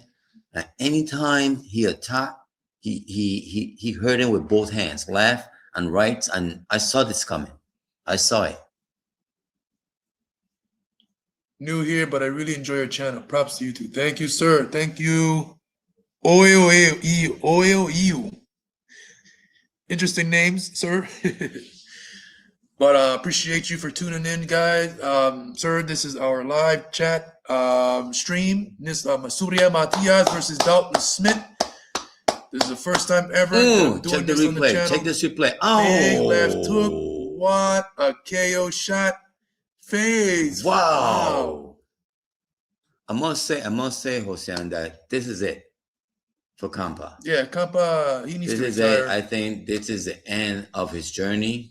I have seen him twice, and deja vu. Yeah, deja vu. And this is what, the second round. The first time we saw him like that was the first round against Santiago. That's right. And if he keeps fighting, it's just gonna get worse. That's it. Because he's 33. He's been some wars, and that style is not gonna help him. He needs to retire, man. I hope he does. I hope he retires. It's a big win for Bravo. I like that. But like I said, both guys needed a win tonight, and this is a good thing, very good thing for Néstor Bravo. He needed this win. Now he's 24-1, 17 KOs. De Arecibo, Puerto Rico. Arecibo, stand up. If you're in the live right now when you're watching, stand up. Your fighter won by KO. PR. I like that.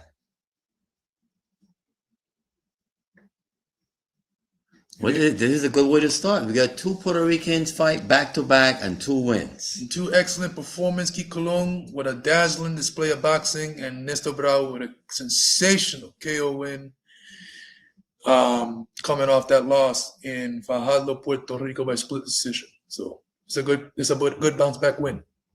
Struggling to take off the gloves off his hands. Pedro Campa, as for Pedro Campa, who's had some wars and some good fights, efforts against Teofimo Lopez and Brandon Lee, I think it's time for him to pack it up and call it a career, because he's got knocked out in his most 2 back-to-back meaningful fights, and it was vicious, not good. Bravo, you look really. I like the way you look tonight, for sure. Yeah. Keep it up. Keep it up. His counter punching and the timing and his patience is really good tonight, and that's what got him to win. 32 years old. You are to the top of your prime. 32, yeah. He's very happy. Check him out. Check him out. Yeah, That's good. Yeah. As he should, man. Of course. Big Puerto Rican crowd, flags in the attendance. Basically, what you see tonight may be the crowd tonight, because as we all know, they ain't not much tickets sold, and it is what it is. We got to see what Bravo, where he at? He's ranked? Right now, he's ranked in the top 10 in the 140. Good. Now, with a win like this, he's going to be ranked even higher. Top 10, top 15, maybe top 10 now after this win.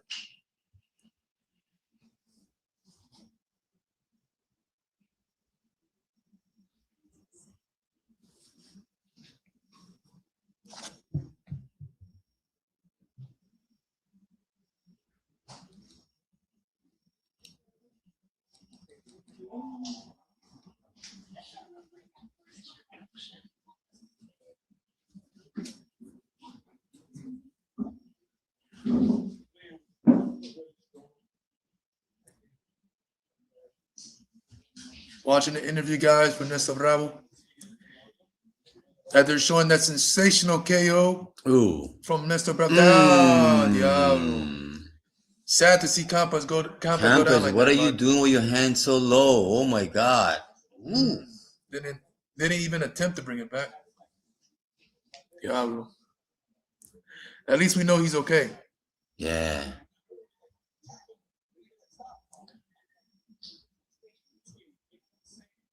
Néstor Bravo speaking English.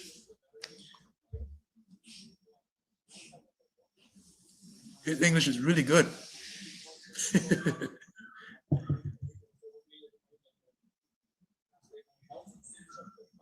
Néstor Bravo, thanks for following me on Instagram the other day. I've been following you for a minute, so I appreciate the follow back. Nice performance. If you end up bumping into this live, nice performance, nice KO win. I'm looking forward to your next fight, bro.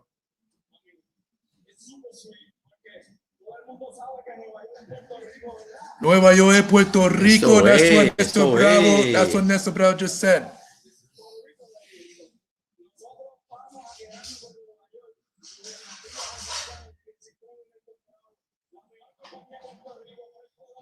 Fresh Production Boxing.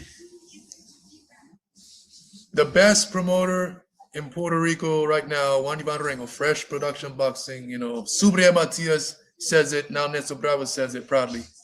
And Fresh Production Boxing has come from the ground up. You know, they're really, the past couple cards have been impressive. They got Jimmy Lennon Jr. as the ring announcer, and it's interesting. I have to tell you that some money is coming into the promotion for them to afford Jimmy Lennon Jr., who is one of the best, if not one of the greatest ring announcers of all time. Néstor Bravo, congratulations on a sensational KO win over the veteran Pedro Campa. I was expecting a war, but on a KO, I said this fight was not gonna go decision. It was gonna end by KO, but man, I didn't expect it to be that early. Oh, and you know what's crazy? Prior to the KO, Pedro was coming on, Campa. He was taking the shots better, but obviously not that one. Not that one. Big left hook. Boom. Face. And you know when a fighter goes down face first? That's it. That's it. Like Miguel Berchelt, when Oscar Valdez KO him, Sergio Martinez KO Paul Williams. When fighters go down, Pacquiao, Marquez, that's it. Because they're going down lifeless.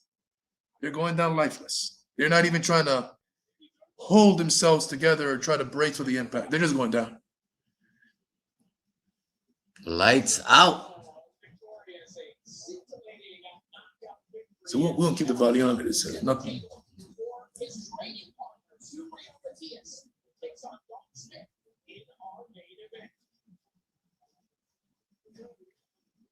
He looked really good tonight. Yeah, I must say, he looked really good tonight. That he needed that after that last performance and loss. Subriel Matias and Dalton Smith, guys, highlights of some of their fights as we get ready for the main event later on tonight. I wish I could say next, but it's not next.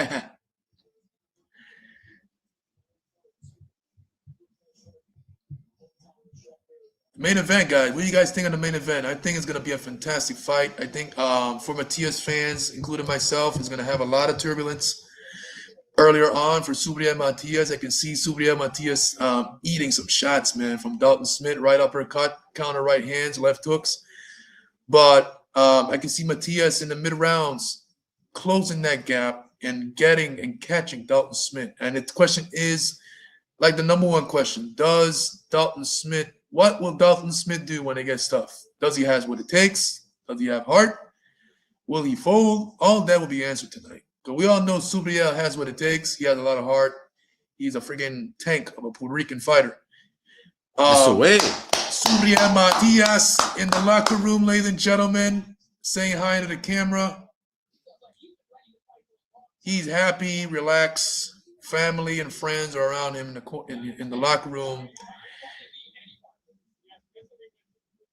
You know, as we looking forward for Matias and Dalton Smith, I think it's going to be all the opposite. I think the same way Matias started pretty quick with Cuello, he's going to start pretty quick with Dalton Smith. Dalton Smith's locker room now, ladies and gentlemen, as he's relaxing, chilling with his people, his team. Sonny Edwards, former world champion, chilling and cooling with Dalton Smith. Also from the UK. You know, Dalton Smith strength is keeping the distance. Anytime he makes his move is with distance in between. He likes to jump forward, and that's if you notice all his fights, that's what he does. He doesn't like the inside fight. You know, he likes to keep you in range and then move forward and attack you either with his right or left. Yeah. Seems to have a little power in his hands, but his resume speaks for itself. His resume is very, very poor. Nothing like Subriel Matias. Right. I think once Matias closes the gap, which he's gonna dislike, and again, it all depends on the kind of referee that's involved also. Yeah. I think that brings a big play in the fight. We'll see when it gets there. Here we go, guys. The next fight is underway, and we got Javier Cintrón, two-time Puerto Rican Olympian, 13-1, 6 KOs. Fight at 118 pounds, 10 rounds here in this one against Victor Sandoval, 38-5, 25 KOs. A lot of veteran experience here in this fight. The last time I saw Sandoval fight was against Yankia Rivera. That happened on the Matias Paro card. Yankia won that fight. That fight was at 112 pounds. This fight is 118. So Sandoval, if I'm not mistaken, is coming up in weight for this fight. He was a last-minute replacement for Rodriguez. Jonathan Rodriguez out of Mexico. That was the original opponent for Javier Cintrón, a veteran. They swapped him out for Victor Sandoval. So, and to me, this Sandoval is a better opponent for Victor Rodriguez, even though they're not in the same weight class. Victor Sandoval coming up in weight for this fight. But he has a better record, better resume, more experience. So interesting. And another Mexico versus Puerto Rico fight in this one, ladies and gentlemen, as we all know how that is. A lot of war, the greatest rivalry in boxing. So far, Puerto Rico is 2-0 against Mexican fighters tonight. Let's see what happens in this one. Sandoval seemed to have a good pop. He got what, 24 KOs? 24 KOs. 24 out of 38 wins. Yep. He's been around since what, 2013 to present. Debuted at August of 2017. All right, 2015 actually, 2015. And here comes Javier Cintrón. De Bayamón, Puerto Rico. Puerto Rican, two-time Puerto Rican Olympian with Panda Nahar, one of the best Mexican trainers in the sport today. As we all know, has trained Subriel Matias in the past. He has been training Javier Cintrón for the past couple of fights. And here we are again. This should be a tremendous performance by Javier Cintrón. I expect nothing less, but of course you can't count out Sandoval. I mean, this is Mexico versus Puerto Rico. Javier Cintrón stepping out into the entrance ramp, seeing the Puerto Rican fans in attendance. This is a very, as you can see, his facial, his body language, very emotional night for him. This is the big stage. Regardless if there ain't much people in the crowd, man, this is a big platform to get it done. Barclays Center, Brooklyn, New York, a lot of big fights that have happened in this arena. And I'm sure Javier Cintrón is just happy to be a part of it, of that history making arena. He is a southpaw. Yeah. Have good boxing skills. He got one loss. Good foot movement, nice counter punching skills, excellent timing. An Olympian, 2-time Puerto Rican Olympian. That says a lot. 5'7". You have a 70.5 reach advantage. Actually reach. Sandoval have what? Let me see. He's age 28. Sandoval, pretty young. Yeah, still young. These two guys are pretty young. Are still young, man. All right, guys, the tail of the tape. Javier Cintrón is 30. Victor Sandoval is 29. 5'3" for Sandoval, 5'6" Javier Cintrón. 72-inch. Reach for Javier Cintrón and 69 for Victor Sandoval. Both guys coming in, 116 for Sandoval, 117 for Cintrón. Fight is at 118 pounds. Bantamweight division. The same weight class Manny Rodriguez will fight in tonight. 2-time bantamweight champion of the world. So again, who do you like? Are you going to stay with your Puerto Rican flag? I like Cintrón in this fight, not because he's Puerto Rican, but I think he's just a better boxer. The 2-time Olympian, he has the better skills. I think he has the better feet in this fight. And Sandoval is going to try. He's going to come forward. He throws punches. He's going to try to make it a dogfight, but we'll see. We'll see. Cintrón likes to get into firefights as well, so he doesn't Sandoval looks pretty good. He doesn't mind mixing it up, yeah. And for a replacement, he doesn't look good. He doesn't look bad. He looks like he's in really good shape. A lot of these guys stay in the ring because they know what time it is when it comes to. It could happen anytime that it could be called, and he looks like he's pretty good in shape. Yeah, he's been in the gym, and I guess he's like how you said, one of those fighters been waiting on the call, and he got it. It's like with Ojo and Cedeno, we were all hoping Ojo to get a replacement. Never happened. It was too hard. close. It was hard. Yeah. Puerto Rico. Bayamon, Puerto Rico, stand up, Bayamon. If you're in the live chat, if you're in your live right now, watching this live, stand up. Your fighter is in the ring. Bayamon, Puerto Rico. Javier Cintrón is coming off a year and change layoff, 27 days. I think Dalton puts up a fight. I think he has a chance. He does. He has a chance. He puts up a fight. But we'll see about the chance part because Subriel Matias, he's a fight for anyone. I mean, when Matias starts to unload on that output, I think that arm punches, we all saw it against Puyo. Non-stop gas, all gas, no breaks. 101 body punches landed by Matias on Puyo. I mean, a lot of questions are going to be answered for Dalton Smith. We don't know what he's got in his heart yet. I mean, this is the kind of fight that's going to show us that Matias is the right opponent for it because Matias is going to drown him in the deep waters, and we're going to see what happens. He's going to take him into deep waters. Will he rise to the occasion? Let's see. Or will he fall? We're going to see, man. Dalton Smith, I know he's going to be hard. He's going to be very challenging earlier on, man. But the later rounds is what I want to see. But we'll find out later. As we see Javier Cintrón in the beginning, on the opening round, counter punching Sandoval. As Sandoval, a big good right hand. Oh, oh my God. Yo. Whoa. Guys, are you with me? Cintrón is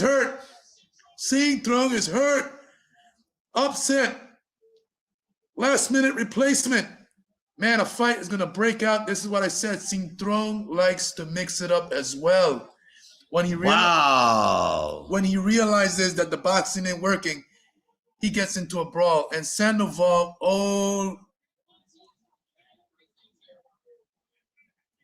it doesn't look good for Cintrón, guys. This does not look good for Cintrón. Cintrón cannot. He's got to box. He's got to use his foot. He's got to stick his jab. I think Cintrón has recovered. Oh! Sandoval. Down goes Sandoval. Cintrón is aware of what's happening. He got hurt. He knows the importance of this fight.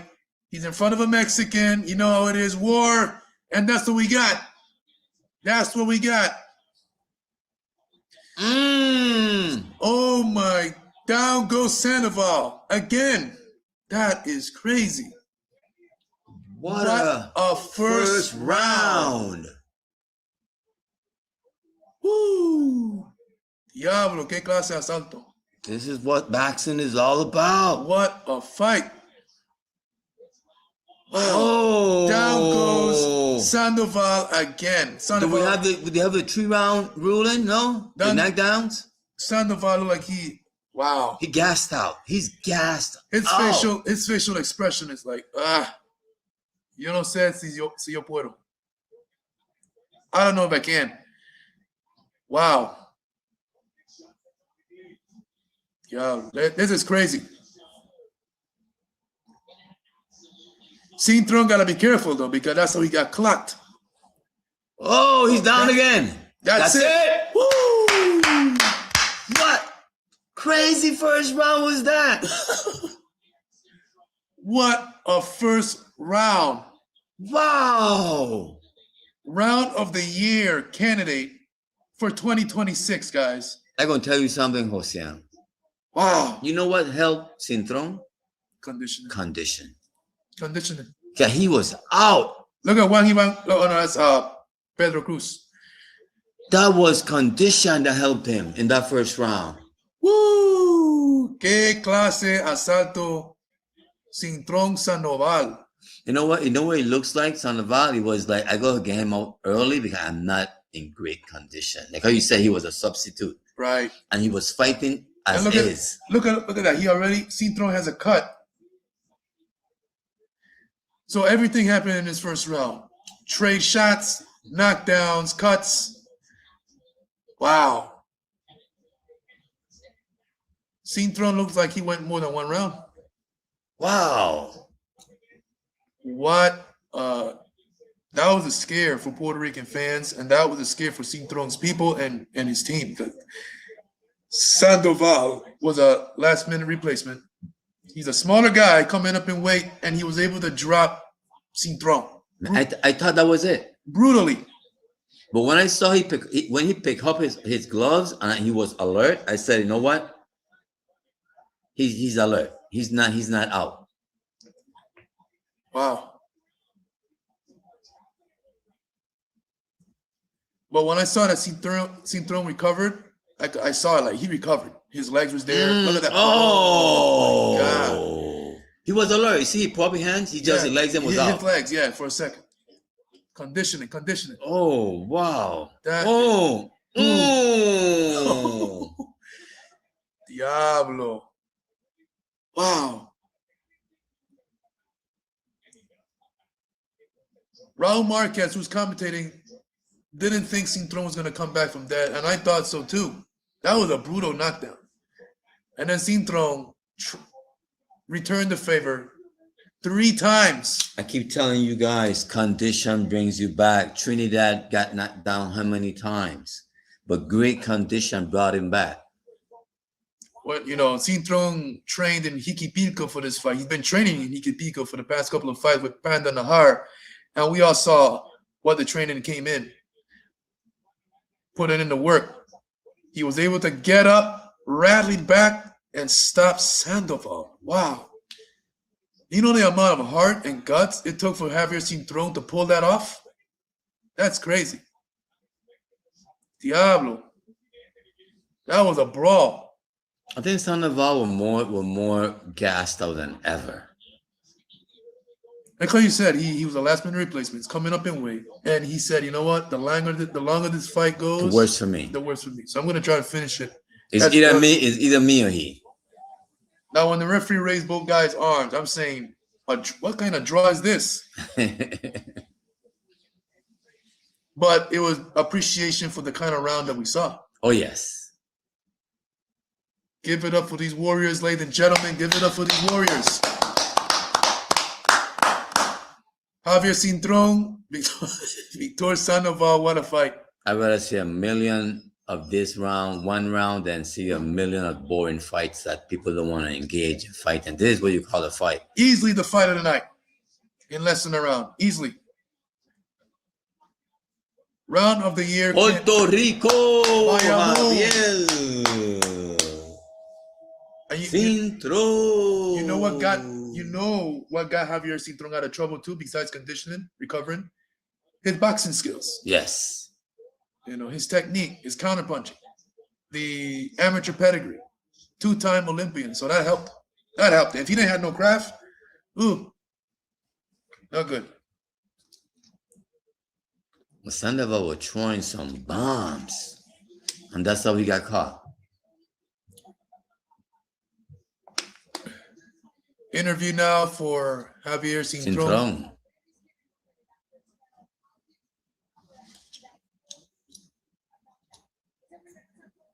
We got the co-main event, guys, coming up. We're almost there to the main event.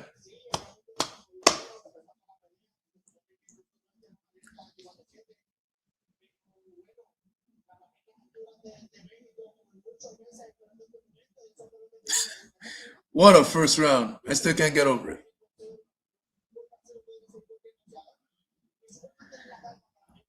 Yeah, the punches that Javier got caught with, it could have happened to anyone.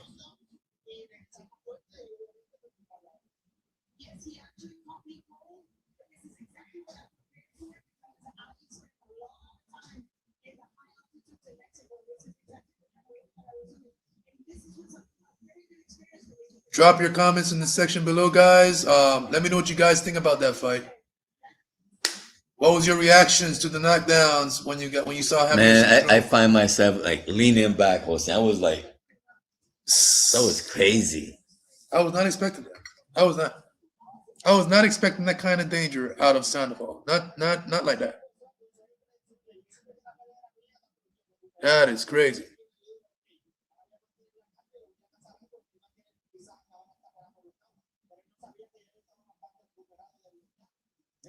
Yeah, he recovered very quick. He was recovered. That's that condition. That training from pounding the heart, Hikipito came in. High altitude. High altitude. That's what happens. Good sparring, everything.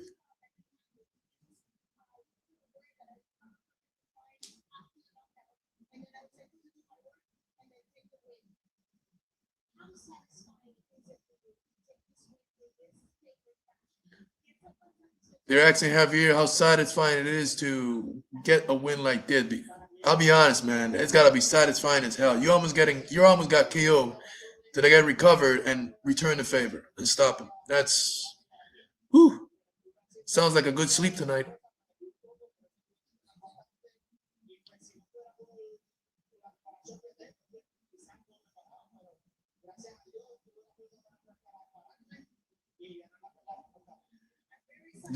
These past couple of fights with Javier Cintron have been very exciting. In the Matias Ramirez card, that was his first fight in a couple years, or 5 years, 4 years. He had the fight of the night, and he had the fight of the night again tonight in the comeback. In less than a round. In less than a round. So Javier Cintron is putting in fights of the night back to back. Impressive.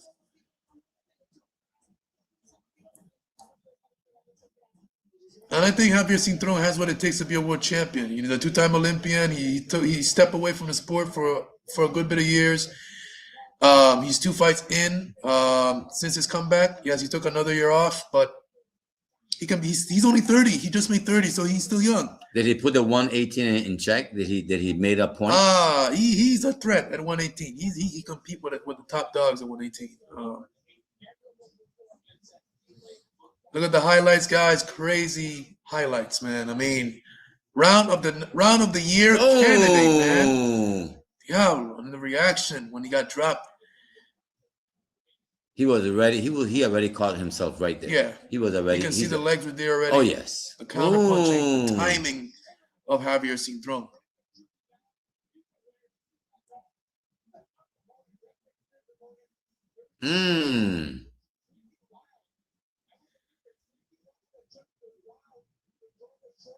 You guys remind me of me and my dad. It's crazy. Favorite fighter and why? Favorite fighter right now for me is the man we're going to see tonight in Subriel Matias. Why? Because he's the most exciting fighter right now in Puerto Rican boxing, one of the most exciting fighters in the sport, and he's from Fajardo, Puerto Rico, just like me. I'm from Fajardo, Puerto Rico. So that's why, I mean, favorite fighter. Who's your favorite fighter? Subriel Matias. Subriel Matias. That's right. Okay. You know, I like a fighter that comes forward. I like a fighter that have a good chin. I like a fighter that doesn't put excuses when he lose. And I like a fighter that has such an amazing KO record. Okay, and he could fight both ways, right or left. And then, like I was telling you, he doesn't go left too much. He's a switcher. He's a switcher. But and he's naturally a left-handed, and he fights right-hand. That's why his power punch come from his left hand, his lead hand. A lot of Puerto Ricans are like that. Their strong hand is their jab. That's what also Miguel, I think Cotto was like that. Also, Amanda Serrano is actually like that. She fights right-handed, but she's actually left-handed. Interesting. How do I know that? Is that at times she was signing a pair of sneakers, I think I saw her, and she was signing it with her left hand. And same thing with Matias. And I was like, oh, you guys are left-handed. Okay. Que tranza, panas. 24-1 with 17 KOs. That guy. You're talking about Néstor Bravo? Yeah. What a performance. What a KO win for Néstor Bravo. He needed that after coming off a loss. So, like I said, both guys needed a win, and it happened to be Néstor Bravo getting that win. Matias by stoppage, likely. We'll see. Néstor Bravo looked very good. Very good. Yeah. Good performances by Néstor Bravo. And so we got 3 back-to-back really good performances by Puerto Rican fighters. Cologne, Néstor Bravo, and Javier Cintron.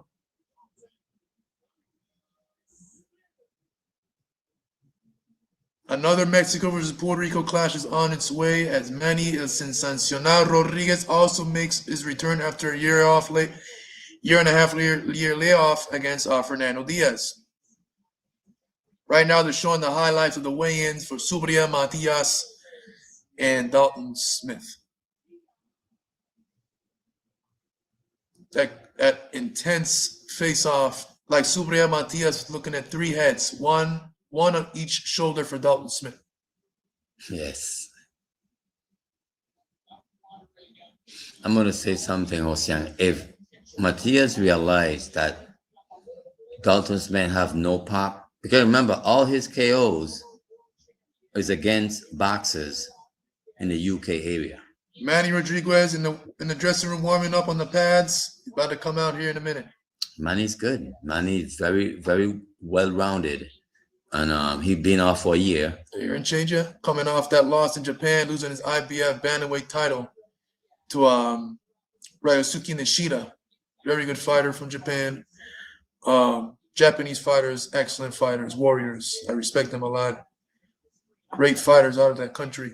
And he hasn't been in the ring since, Manny Rodriguez. So in May 4th of 2024, he has not fought. Since he has not fought. So he said, I heard an interview. He said that that's not going to be a factor. The layoff. He's been training. He looks good. He looks good. Sometimes the rest is pretty good. But Manny right now is 33 years old, if I'm not mistaken. 2-time bantamweight champion of the world. Yeah. And like I said prior to the earlier on in the live, Manny Rodriguez is recently he was pound for pound the best Puerto Rican boxer on the planet. But you know, the inactivities, the losing the IBF title, you know, he dropped from that spot. So, but one of the reasons that he was pound for pound the best in Puerto Rican boxing was because of his boxing skills, the excellent timing, the counter punching, the foot placement, the footwork. Manny Rodriguez es completo. He's a complete boxer, and he's going to show it tonight. You know, but we're going to see what Fernando Diaz can do, man. I mean, he's, like I said earlier in my live, that he is used for prospects. Of course, we all know that Manny Rodriguez is not a prospect. He's a 2-time IBF bantamweight champion. He's pretty young, though, 25. Yeah, a lot of experience for a 25-year-old. 6 losses and 6 losses. He got 16 wins, 6 losses.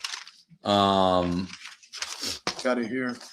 6 losses. Yeah, he got 6 KOs, 16 win. Yep. 16 and 6, 1 draw, 6 KOs. He's never been stopped in those 6 losses, all by decision. So let's see what happens tonight. California, Riverside. Here you go. Manny Rodriguez. And Manny Rodriguez is taking the same walk Cologne took, Nestor Bravo took, and Javier Cintrón took as he makes his way to the ring. Vega Baja, Puerto Rico. In front of a in the house. Puerto Rican crowd tonight. I like the outfit for Manny Rodriguez tonight. He usually comes out there in those hoodies. Pretty good. Pretty lit outfit. Puerto Rican star flag in the back. Steps up to the steps into the ring.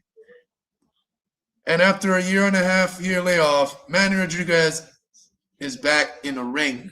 Looking forward to this performance, this fight. Yeah. Rocky Martinez, former world champion, 2-time world champion. Oh, that's his trainer? Yes, that's his trainer. Rocky Martinez, who has given us wins over Orlando Salido, who has been in there with Mikey Garcia, Vasily Lomachenko, big names. 33 for Manny Rodriguez, 25 for Fernando Diaz. So sometimes age makes a difference. But I think Manny Rodriguez is still prime, poised, and ready to take on the 118-pound division. Let's see what happens tonight. Co-main event, guys. The replacement for Ojo and Iseni.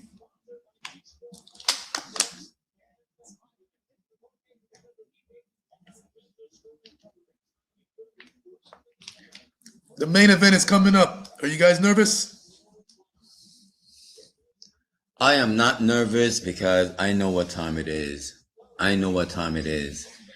This is the moment the moment we've been waiting for. Almost. One more fight left.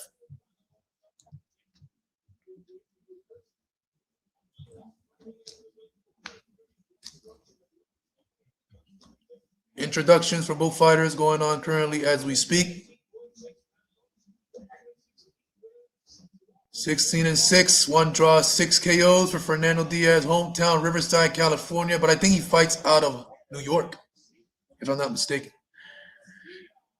think in BoxRec says it or in Wikipedia, but he fights out of New York. But of course, born in Riverside, California, if I'm not mistaken, hometown. Puerto Rico. Vega Baja, Puerto Rico in the house. If you're in this live, your man, stand up. Your fighter is in the ring. Vega Baja, Puerto Rico.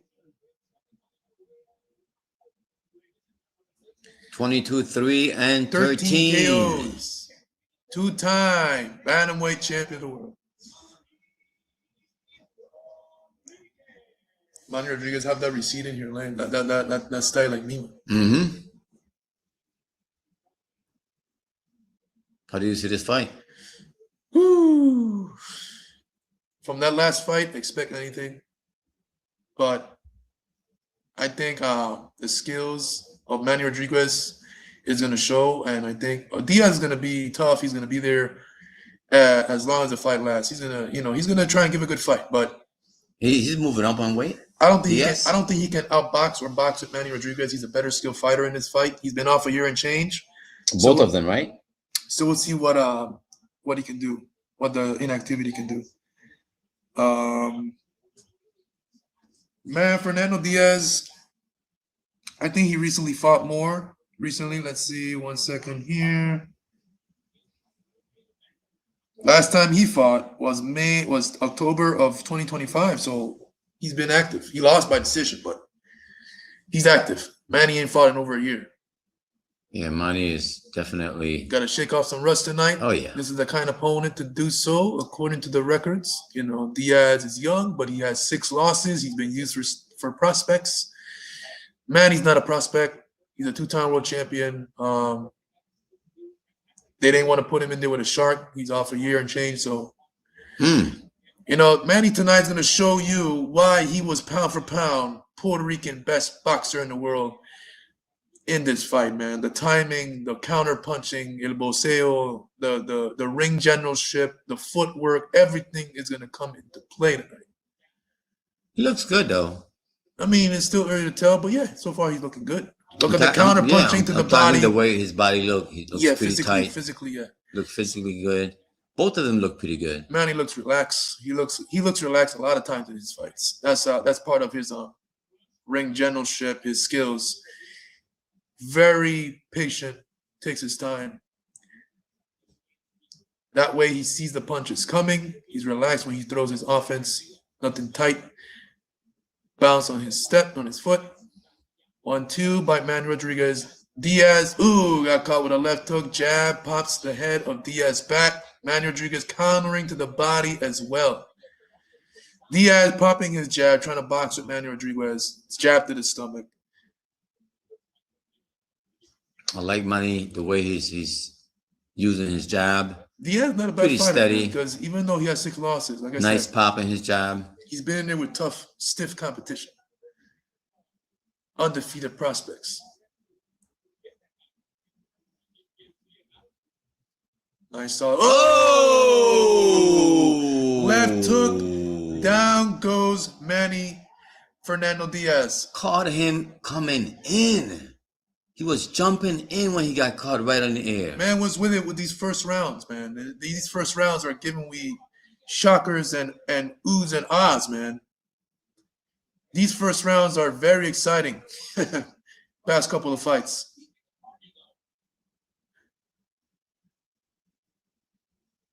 Now you're seeing why Manny Rodriguez was pound for pound best Puerto Rican boxer in the world a couple of years ago. Another left hook, body shot, left hook after ripping hooks to the body by Manny Rodriguez. He fights great in the distance, boy. Big right hand by Manny Rodriguez. He's shaking it off, boy. I don't think it's going to go too long, though. What a first round for Manny is sensacional. Rodriguez. Rocky Martinez taking off the mouthpiece, trying to feed his fighter some water. Like myself, water.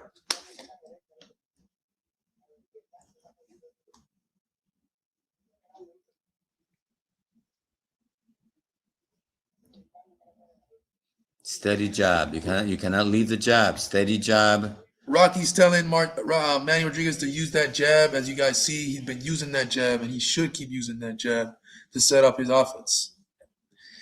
You know, check it out. He was coming in. See, he caught him on the air. Wow. The timing of Manny Rodriguez. What a precise left hook. Boom. No, that wasn't. There he come. He's coming in. Oh, wow. You're not going to show it. But they did show it that little while ago. He's still not recovered. I'm telling you, he's still not recovered. The corner of the ring is wet. It would not surprise me if this is the final round for Diaz. Okay, Manny is only getting warmed up. It's like they threw a bucket in the corner of water. And I think they did it intentionally. That's what they call being professional, right? Experience. That's right. Take your mouthpiece off. Do whatever it takes to buy you time. Both guys exchanging jabs in the early portion of this round.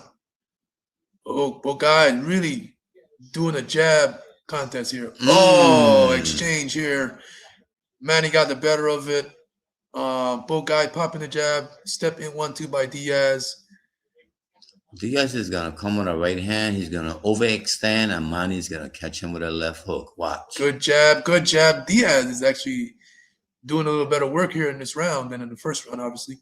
Jab to the stomach by Diaz, trying to box with one of the best pure boxers in the sport today, Manny Rodriguez. Just a matter of time. Yeah, Manny's going to look to timing once again, which he's known to do in his career. He's one of the best counterpunchers in the game. Boxeador completo. Right hand to the body, left hook by Manny Rodriguez. Both guys keeping a distance. Diaz coming in the same way he got caught with the left hook. Jab by Manny Rodriguez. Rodriguez just taking his time, bouncing on his toes, relaxed, patient, nothing crazy. 1-2. Missed him. And offense and defense. That's what you're going to see from Manny Rodriguez, guys. Offense and defense. Just like Cologne earlier, offense and defense. Left hook counter by Manny Rodriguez. 1, 2, 3 by Manny Rodriguez. Diaz trying to fire back. He did. Nothing clean landed, though. Left hook by Manny. Oh, Manny coming in with an offense. Trying to see how Diaz responds to it. Left uppercut by Manny Rodriguez. Right cross by Manny Rodriguez. Right cross again. Left hook by Diaz. Good body shot. On the gut. Body shot. On Diaz. Diaz holding on. Talk to me, guys. Talk to me. Go in the comment section. Let me know what you guys think on Manny Rodriguez's performance tonight. Not bad after a year and change out from the ring. Of course, he's not in there with a killer top 10, 118 pounder, but he's showing some skills, man. He's showing his skills. No ring rust.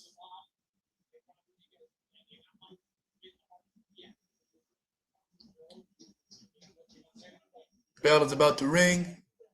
Good counter right body shot by Manny Rodriguez. Both guys exchange jabs. Another solid round for Manny Rodriguez. Oh, Diaz made it past the second, huh? He performed better in this round, but didn't get in the round.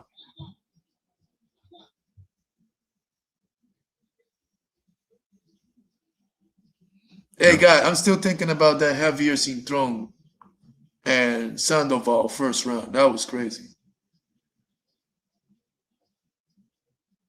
So which knockout was the best? Pedro Campa. Pedro Campa. The Nestor Bravo KO win over Pedro Campa was the best KO of the night. That was lights out. Round of the night.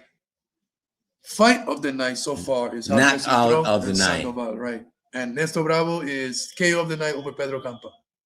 So we got a KO of the night, and we got a round of the year contender and fight of the night all in one fight.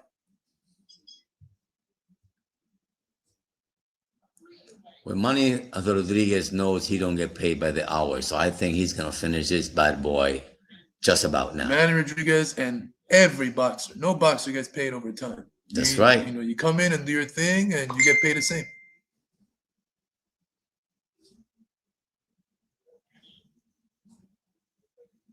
Both guys popping that jab. Third round, right hand by Manny Rodriguez.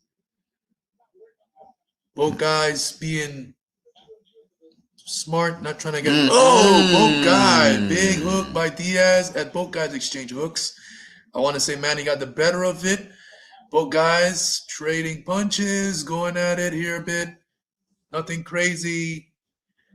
Both guys are respecting each other's pop. Because they're not known for one punch, but they got stinging shots on their gloves, on their punches. And they're feeling it. Look, Amanda Serrano, the real deal in the crowd. Of course, if you're watching the fight like I am, you're going to see Amanda, the real deal Serrano, front row, front and center, supporting this card. The legend, 7th Division World Champion. The GOAT. Yeah, the GOAT of Puerto Rican boxing, women's Puerto Rican boxing, one of the GOATs in women's boxing. You know, we got a couple of GOATs out there, Carissa Shields, Alicia Baumgartner, great fighters in women's boxing. But Amanda Serrano is the queen of the featherweight division.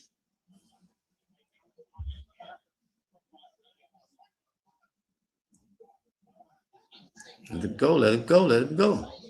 To Manny Tito Trinidad, happy birthday to him, legend in the sport, one of the greatest fighters of all time, if not the greatest Puerto Rican boxer of all time. Today is his birthday. Happy birthday to him. Good right hand. Good counter right hand by Diaz. Best punch of the fight for Diaz landed on Manny's chin.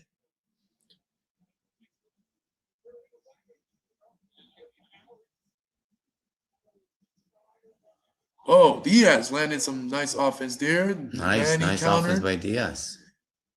Body shot by Rodriguez. Fight heating up a bit. This round has become the more competitive round of the fight because Diaz have landed some good punches. It's pretty even for now in this round. Looks pretty close, right? Both guys have been missing a lot in this round, and Diaz have been landing some good shots. The best, good counter, right uppercut by Manny Rodriguez. Diaz popping Manny's head back with his jab to the chest by Diaz. Manny's gonna make you pay if you miss, for sure. Oh, close round. Diaz is actually making me think about who to give this round to. It's pretty even though. Pretty close round. I want to say Manny, but I won't be surprised if they give it to Diaz. Oh yeah.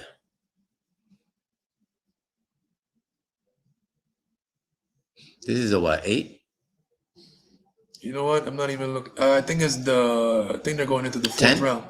This is 10 rounds in this fight, 10-round fight. But I think they're going into the 4th, if I'm not mistaken.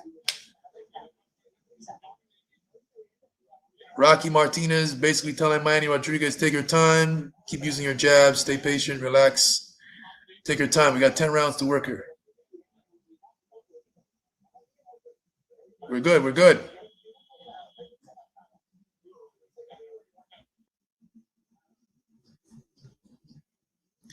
We are from England. What's up, guys, from England?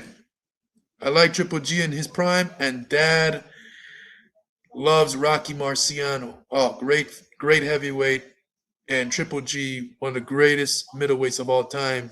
By the way, Dalton has fought nobody apart from Okai. The way up. So it's like a Puerto Rican victory for me. Woo! Respect to you, sir. Welcome to the channel. I mean, you commented here earlier. You guys reminded me of my dad, so glad you tuned in and you're joining the live with us as we look forward to a great fight with Matias and Dalton Smith. Salute from the UK, man. Wonderful people. You guys have a tremendous list of world champions and legends in the sport, boxing craze country, and much love and respect to you guys. But Manny Rodriguez is lining up Diaz with counter right crosses, man. I mean, Manny Rodriguez's timing. The thing is with the fight, right? The longer the fight goes, the better the timing for Manny, the better the conditioning for Manny, and the better his boxing gets. Good counter, right hand body shot by Manny Rodriguez. Diaz is a live dog, though. Diaz. Out of the opponents tonight, Diaz is being the most competitive out of everyone we see against the Puerto Ricans. What you think?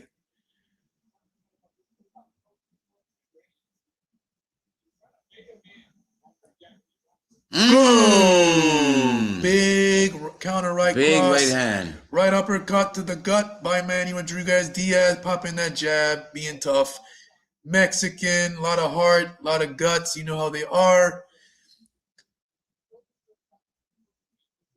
Another right hand big right hand by Diaz. Looked like it landed pretty good. Manny comes back with the right hand, pops the jab. Both guys doing feints, trying to outbox the other. It's kind of hard to outbox Manny Rodriguez. But Diaz doing a good job at it. Yeah, good jab. Both guys exchanging jabs. Yeah, Diaz, like I said, he's a good fighter. 6 losses against prospects. Giving them all good fights. He just fought a guy coming off a loss 18-0. So he is, with those 6 losses, he's 25. A lot of ring experience.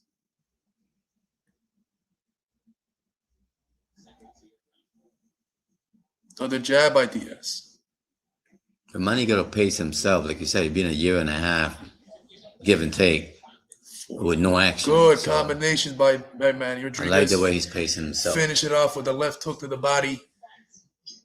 Going into the 5th round now. Halfway, guys. This fight is actually a much more competitive fight than I expect. Last round, could have gone either way for me. Diaz This was an also competitive round. Can I give I it? like that. Can I give it to Diaz? I won't be surprised, but I think Manny took this one. The last round, I could have probably say Diaz won it. I won't be surprised if either or win it. Whoever wins it wins that one.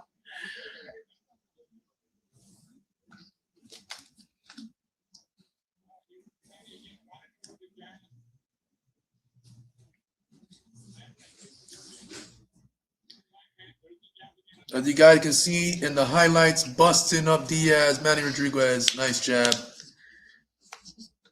I think Manny Rodriguez edged him out in this round. Going to the 5th round halfway, guys.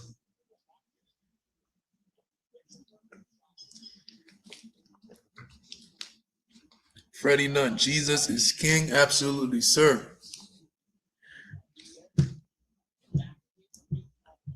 Fifth round out of 10. Ooh, nice step in combos by Diaz. Nice start to the round. Both guys, Diaz with a Manny with a jab. Diaz popping that jab, double jab. Both guys with a jab contest here in the early going of this round. Another jab by Manny Rodriguez. 1-2, nothing lands clean. Both guys trying to go for something here. Both guys not trying to make a mistake. Glancing left hook by Manny Rodriguez. 1-2 by Diaz. Is now in this fight, it's like, ooh, double hook by Diaz off of 1-2. Oh, guys, Diaz is landing his shots. Diaz is really making this fight much more competitive than what I expect. This is where you see it, the little bit of the rust. Ring. The ring. Yeah. Remember, Diaz, even though he has 6 losses, he's active. That's right. He just fought a couple of months ago. Diaz ain't fought in over a year. Manny Rodriguez. Man, Diaz is landing his punches. Right now, he's winning this round. Right now, Diaz is winning this round unless Manny lands something big or drops it. Here comes Manny now. Manny Rodriguez with an offense out of this world. You know what happened, right? The body shot. The body shot. Left hook by Manny Rodriguez. It was a body shot that started this, guys. It was a body shot that started all this. Manny Rodriguez double hook by Diaz to get him out of that mess. 1-2, right body cross, shot left started this whole commotion right here. There you go. There you go. Hit him in the body again, looking for the body shot.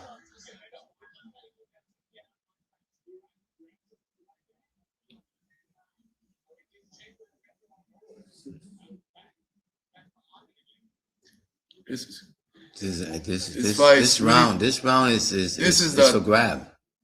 I want to give it to Diaz so far, man. Diaz is winning this round because he's landing the better shots, the cleaner shots. He did. First of all, he started the round pretty good, and he's landing the cleaner shots so far.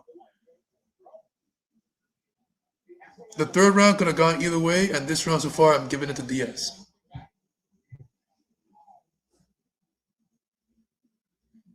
Good counter right body shot by Manny Rodriguez.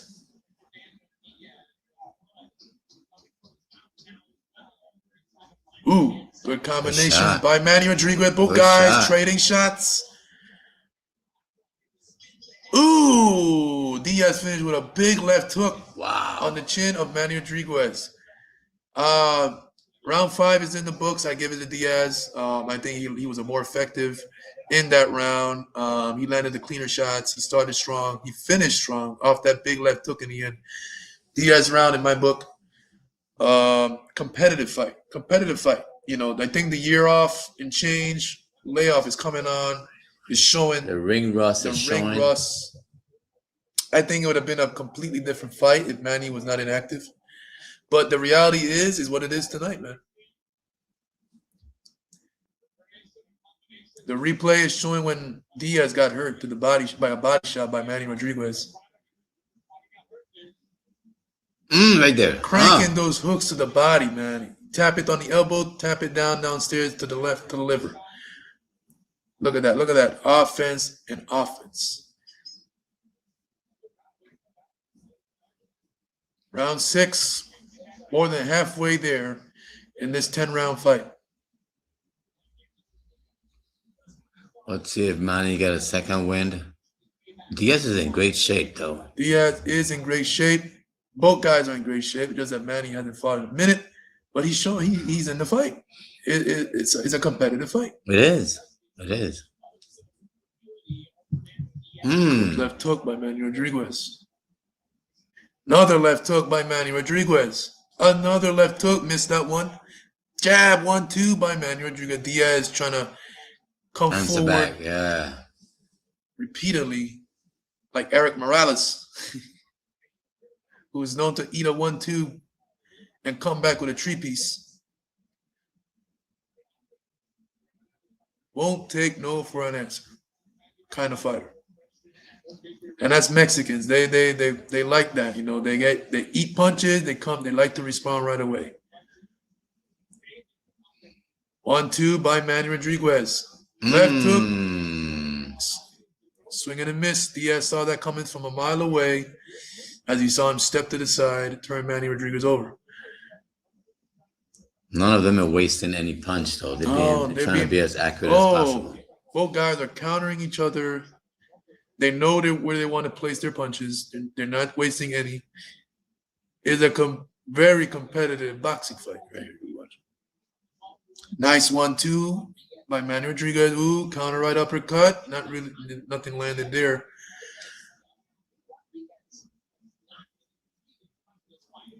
Double jab 1-2 by Fernando Diaz. Sticking that jab out, trying to keep Manny thinking, trying to keep Manny guessing, keeping him busy. He's doing a good job at it, though. Yeah, Diaz, whatever game plan he has, he's working. Right now, the game plan is try to outbox the boxer, man. Because Manny Rodriguez is one of the best pure boxers in the game. He ain't fought in a minute, but Diaz he's really doing a really good job here tonight against Manny Rodriguez. Can't say he's winning the fight, but he's won some couple rounds in my book. And this round is pretty close. This round is pretty close. Nice 1-2 by Manny Rodriguez. Jab, stiff jab by Manny Rodriguez. Keep using that jab, Manny. Good count. 1, 2, 3 combination by Manny Rodriguez. That's going to win you the round. That's going to win you the round. 2 right hands landed in that 3-punch combinations. It was a right hand, left hook, right hand. Yep, that's Manny round. Manny round. Competitive round, but Manny won this one. That 1, 2, 3 combination got him the round, man. It was pretty even by then. Subriel Matias and Dalton Smith, they're likely gloved up already because the main event is next, guys. The main event is next. The moment we've been waiting for. So there you go.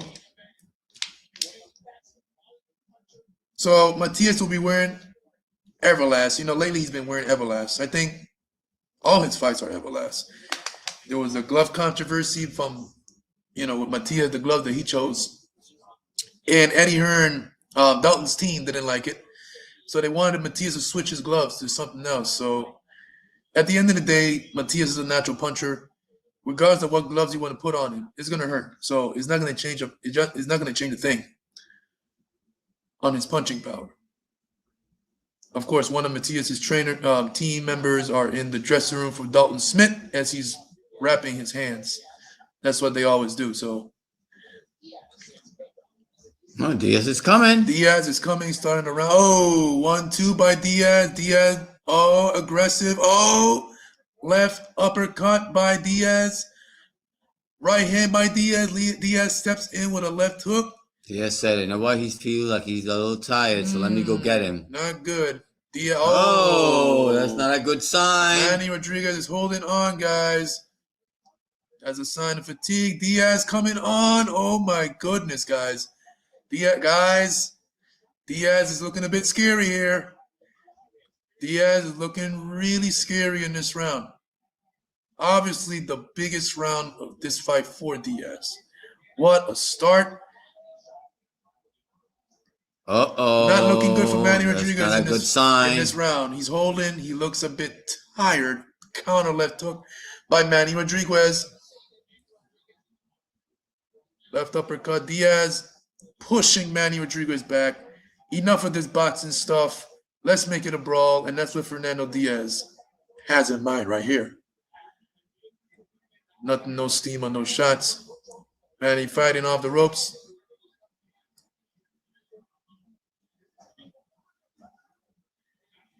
Wow. Diaz not wasting any time in this round, letting his everything go in this round. I guess he feels that Manny's slowing down, and he's not letting up.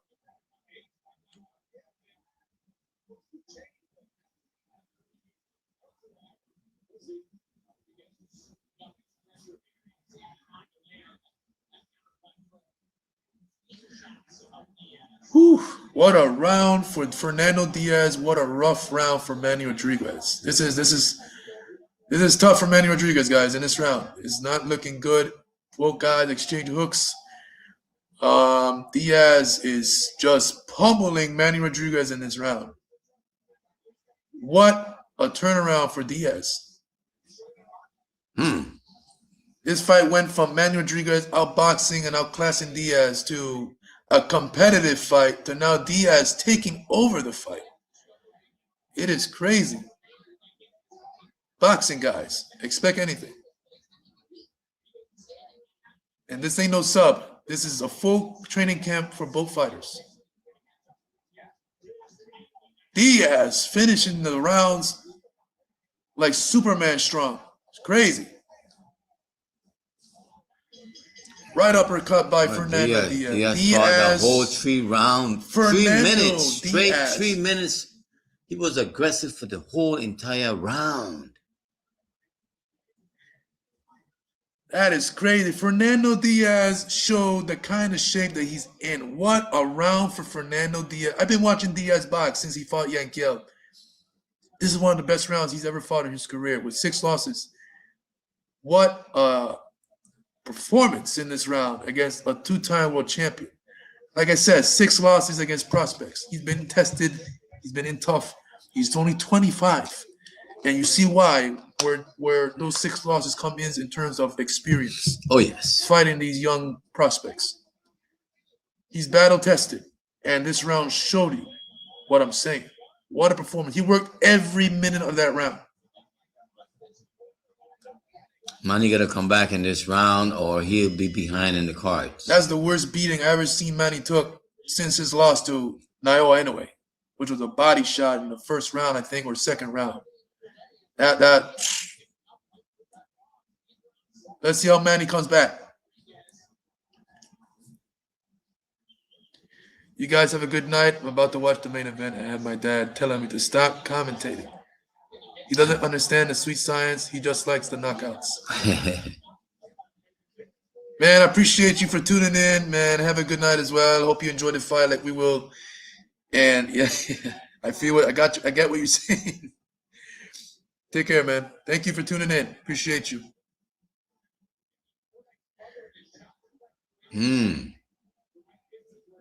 Back to the fight. This is a really good fight right here, ladies and gentlemen. I mean, this fight has turned into an outclass. It went from an outclass from Manny Rodriguez to being competitive to now Diaz making it a hell of a fight for Manny Rodriguez. Manny is in deep waters tonight. We're in 8 rounds here. It's 2 rounds to go. Both guys. Diaz is making Manny dig deep tonight, man. Manny's going to have to bite down on that mouthpiece tonight. It's all about who wants it more. Both guys now going at it.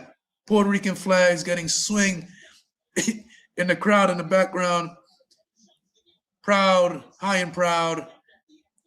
Trying to rally their Puerto Rican fighter, chanting him on. It's a tough fight tonight.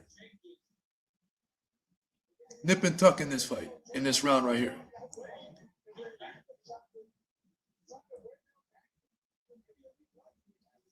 Good counter body shot, big left hook by Diaz. Combination by Manny Rodriguez. Left hook, right hook, left hook. Combination. This is a war. Yeah. Fight of the night, Javier Cintrón versus Victor Sandoval. But this fight is turning out to be a challenge for that fight. It's competing with that fight. Manny eat a 3-piece. Diaz eats a 3-piece as well. Both guys exchanging and trading in a round and where both guys are showing who wants it more. This is what it's all about. It's going to come down to heart conditioning, who wants it more. And imagine Diaz coming in with 6 losses, known to be used for prospects, get a win over Manny Rodriguez, a 2-time world champion, who's not really over the hill. So that'll be a very big win for Fernando Diaz, and it will change his career because they're going to bring him back for another bigger opportunity. And boxing is such a hard sport that you got a fighter, Fernando Diaz, who is working his butt off. He has 6 losses against prospects, and if he was to get a win over Manny, it'll be like a championship win for him. Like, all the hard work will be worth it. Now, Manny Rodriguez, I'm surprised how tough he's in tonight. I mean, I expected an outclass tonight, but that being out of the ring for over a year is in play tonight. As you guys can see, it's a hell of a fight.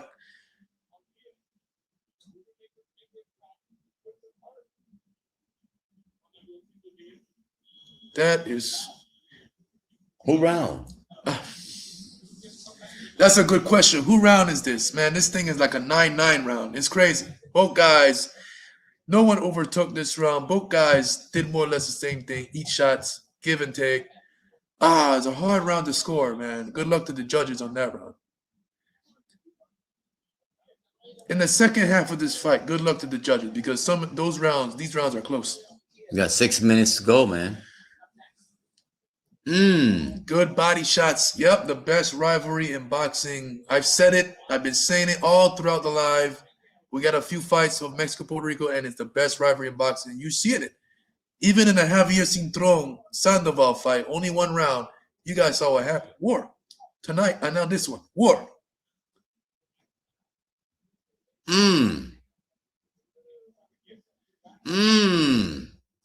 Both guys going at it.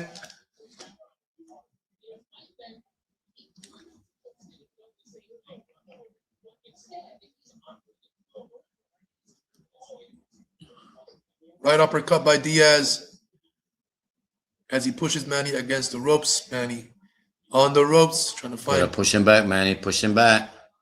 The question, does he even have the strength to push him back? I don't think he does. He's fighting out of heart alone. Corazon. Big left hook, double left hook by Diaz. Big left hook by Manny Rodriguez on the inside. And you can tell the tremendous shape that Diaz is in because he is on full gear in this fight. Good combination by Manny Rodriguez. Combination by Fernando Diaz. When one lets go combinations, the other lets go combination. And that's hard to score. Because both guys are landing. It's not like both guys are taking chance, letting go combination. One landing and one isn't. Both guys are landing. What a cool main event, huh? Cool main event, man. Like I said, well, they needed... God, wow, what exchange by both men. I guess both guys understood that, hey, Ojo and Cedeno can't fight. Well, we're going to take over. We're going to take over. We're going to take over.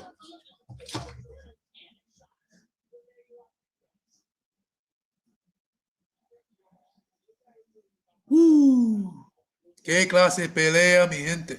Qué clase de pelea. México contra Puerto Rico.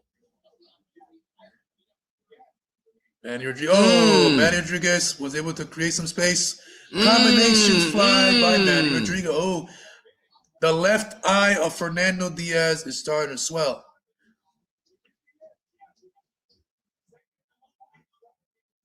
The bell is about to ring. God, what a hard round to score. These rounds are hard to score.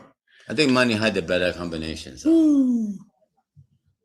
Last round coming up, guys. based on what we've been seeing in the last 4 rounds, this round is going to be crazy. This do or die. There's both corners got to be saying, you know what, you got to win this round. You got to win this round, no doubt. Yep. I think this is it. This for both boxers. Whoever wins this round wins the fight.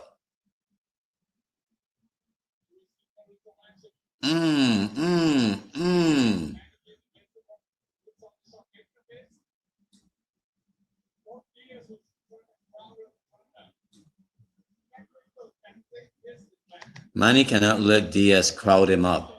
He gotta keep that distance because he have better combinations.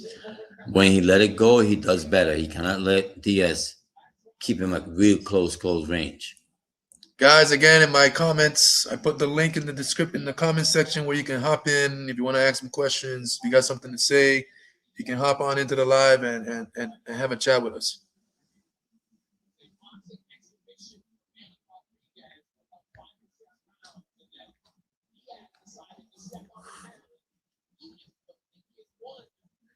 Interesting last round, guys. I mean, this fight to me is a toss-up. It can go either way. I think the first 4 rounds, Manny got it. And then from the 5th on, it was just hard to score. Hard to score. Whoever wins this round has a chance to win the fight. I mean, watch out a draw don't happen. Left hook by Diaz. Diaz, he knows that he's tired of getting these damn 6 losses and being used as a stepping stone. So he's coming after Manny and try to get the biggest win of his career. To finally get that big win. And that's how he's been performing in this fight. Hungry. Sidestep by Manny Rodriguez. Manny Rodriguez backing off. And it got judges that like the aggressor. And Diaz has been pressing on that gas. Oh, big left hook. Diaz trying to finish strong here in this fight after putting on some tremendous rounds in these last, 4 or 5 rounds that we've been seeing.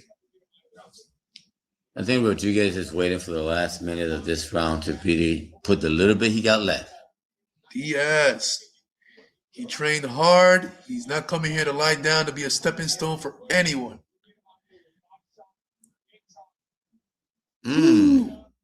Close, tough, competitive fight. Mexico, Puerto Rico. Expect nothing less.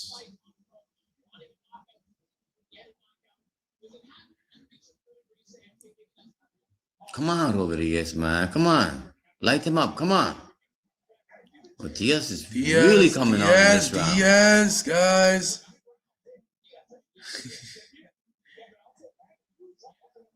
Diaz turned out to be a really live dog tonight for Manny Rodriguez.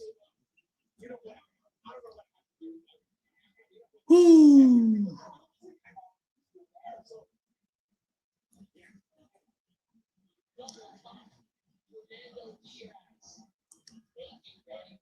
Wow, Manny. You're going to get a tight one on this one.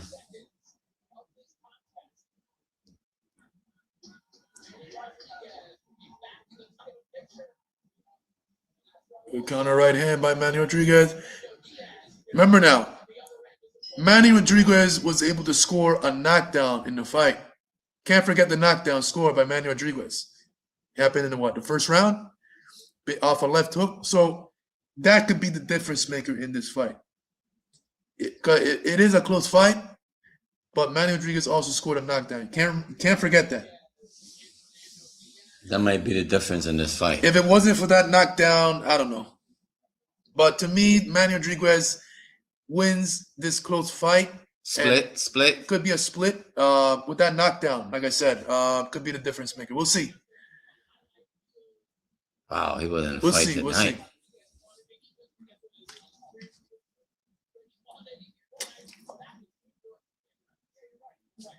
Appreciate everyone for tuning in tonight on my channel. This is the first time that I've ever done this, a live reaction vid of a boxing card, and couldn't do it no better way than with a Subriel Matias fight card. So I'm looking, I'm excited about this, and I'm happy I'm doing this for you guys. And There will be more to come for this. No, this won't be the last.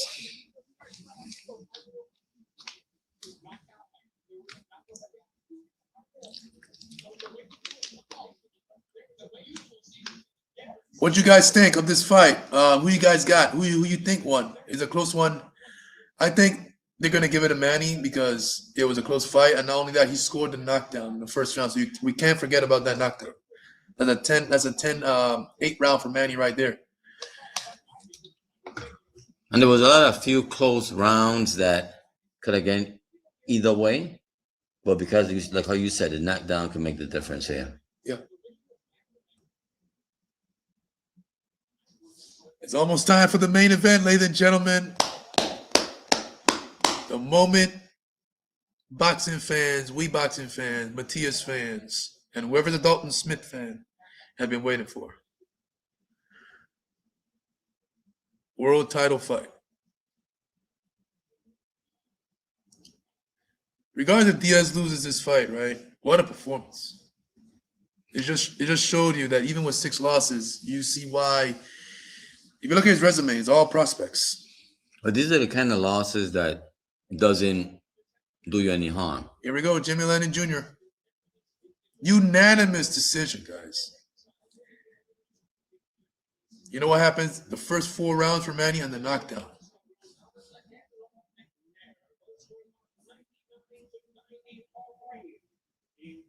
$99-90. Wow. Okay, so like I said, I'm not surprised Manny won, but I'm surprised at the scores. 99-90. That's completely wide. I don't agree with the scores. I mean, we've seen it many times in boxing. Manny was in tough tonight. It was not the fight that I expected, but it's the fight that we got.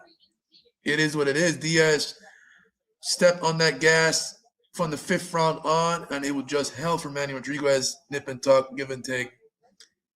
The first 4 rounds with Manny Rodriguez, especially with the knockdown, I don't agree with the scorecards. I don't disagree with the decision, the winner, but it was a lot closer.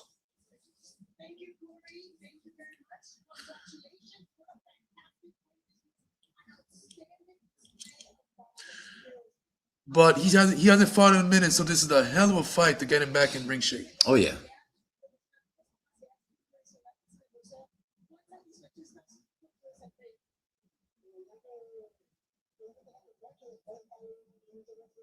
Almost 2 years. Almost 2 years. I ring a year and a half. A year and eight months. And he's 33, so he's not that. That's a little bit over your physical prime. That's kind of borderline.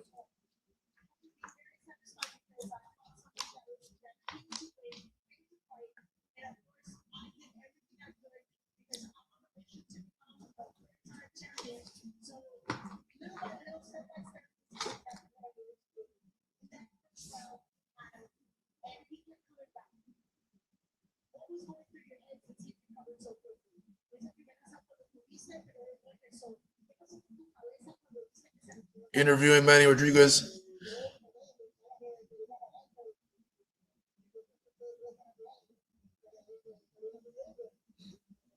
He's saying that Fernando Diaz is a warrior. He's not surprised that he kept on fighting, kept on swinging. Mexican.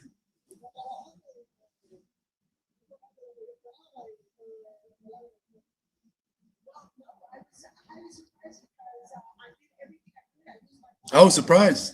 Yeah, I definitely was surprised. Manny was surprised, and I was surprised as well because I expected a gutsy performance, but this was more than gutsy. This was in the fight kind of performance for Fernando Diaz. Oh yes. Oh yes.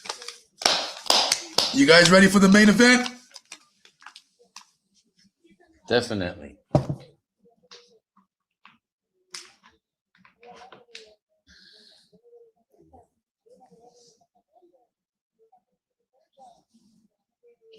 I hope Manny doesn't take another year off, man. He needs to come back in the next 5 months, man.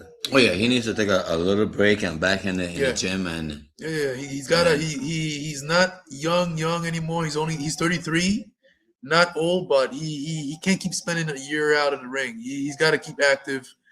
He's one of the best boxers in the sport, pure boxers. One of the best Puerto Rican fighters today. So he's got to come back, man. Puerto Rican boxing needs Manny Rodriguez. He's a former two-time bantamweight champion, one of the best pure boxers in the sport. He needs to come back. Not a year off again. No, he cannot afford that. He's not 23. He's 33.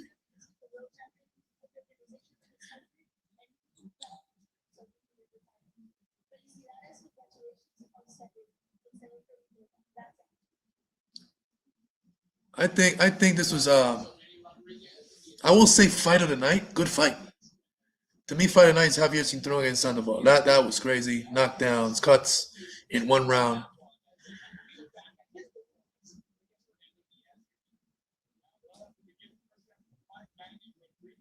Big left hook counter. Down goes Diaz. I thought the score I thought the scores in case the scores was closer. I thought that would have made the difference. The knockdown, but it's crazy. What a fight! It was a good fight. Diaz brought it. Diaz came to win. Best rivalry in boxing: Mexico versus Puerto Rico, baby. Yes, sir. And you saw it. We saw it. Freddie Nunn. Thanks for tuning in. Everyone, I appreciate you guys for tuning in tonight, man. As we all get set for the main event, the moment we've all been waiting for, the moment I bought the pay-per-view, the moment you bought the pay-per-view. This is it. Everything that Subriel Matias have been put through leading up to this fight is gonna come full swing moments from now.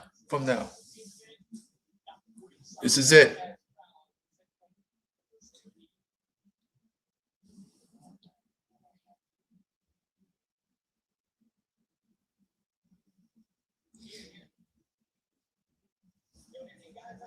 Amanda Serrano is getting interviewed, ladies and gentlemen. The real deal, the legend, former future Hall of Famer.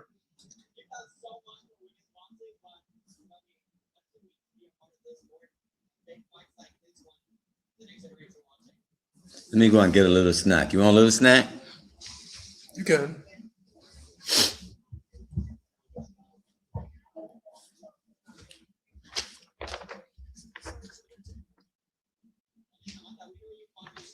Oh yeah, this is what it's all about, ladies and gentlemen. Subriel Matias, Dalton Smith.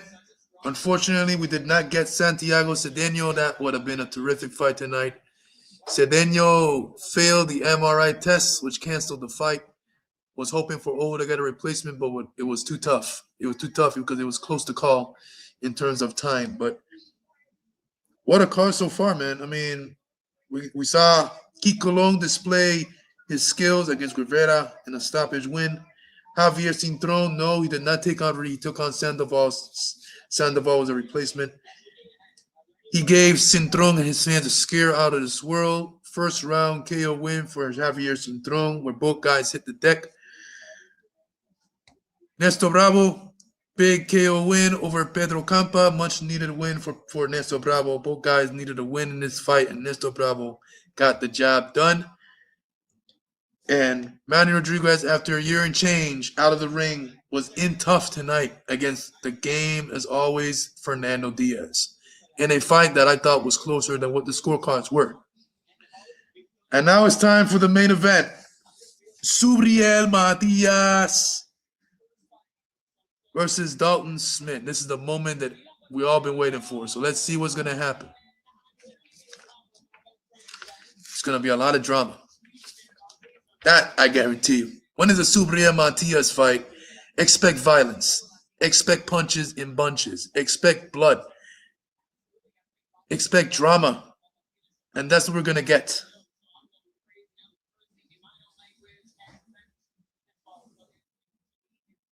And a lot of questions are going to be answered from Dalton Smith. Does he have heart? Can he give it and take it? When it gets tough, will he fold, or will he be able to fight back, fire back, rise to the occasion if needed? And yeah, we'll see. Dalton Smith is a hell of a fighter, a good boxer, puncher. Excellent timing, excellent feet, but he's in tough tonight against Subriel Matias. So we'll see what happens tonight.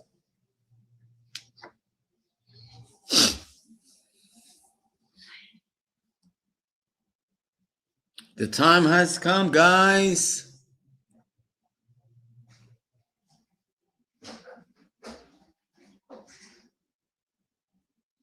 Right now, they're showing the intro for the fight as we're preparing for the highly anticipated main event.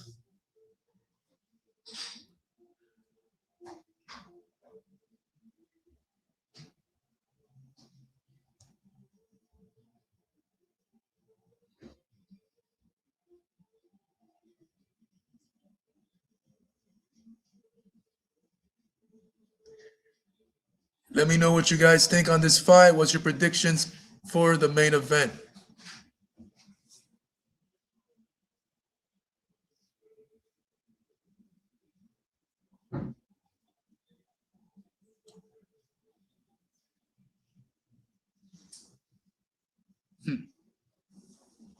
This is it. What we'll see the no mas Diaz that Matias have been saying that he's gonna do, or will we see Dalton Smith pull off the upset?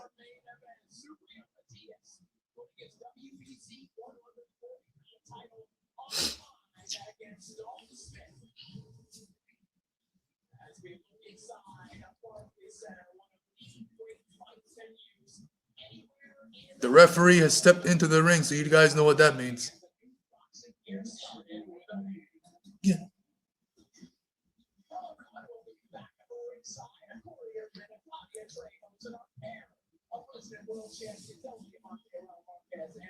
You ready, Hosian? Yep, I'm ready. You nervous? A little bit. You know, Hosian he always gets nervous when Matias fights. So, and we all do. So, all the best for Matias in Puerto Rico. So it's time to show up. We're here together we're gonna go through this together. So good or bad, we're here together. You know, Subriel Matias, when he lost to Paro, I never stopped supporting him. You know, I was one of those that kept coming to his fights. So there's nothing different here.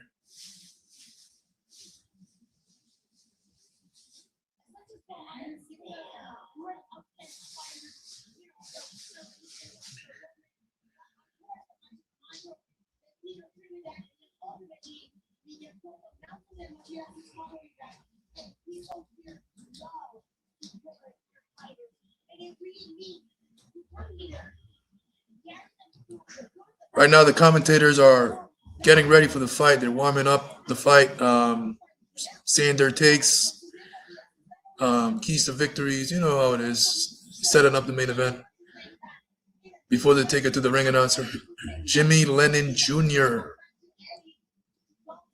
For a small island like Puerto Rico that have actually brought so many champs, you know, it's amazing. Subriel Matias, of course, all gloved up. I think they're tying his shoes, getting ready to come out in a minute. He looked really good. Cesar Seda standing on a chair, recording with his phone. One of Subriel Matias' biggest supporters, who's had many interviews and podcasts with Subriel Matias. I wonder how much he weighs right now, the hydration he went through.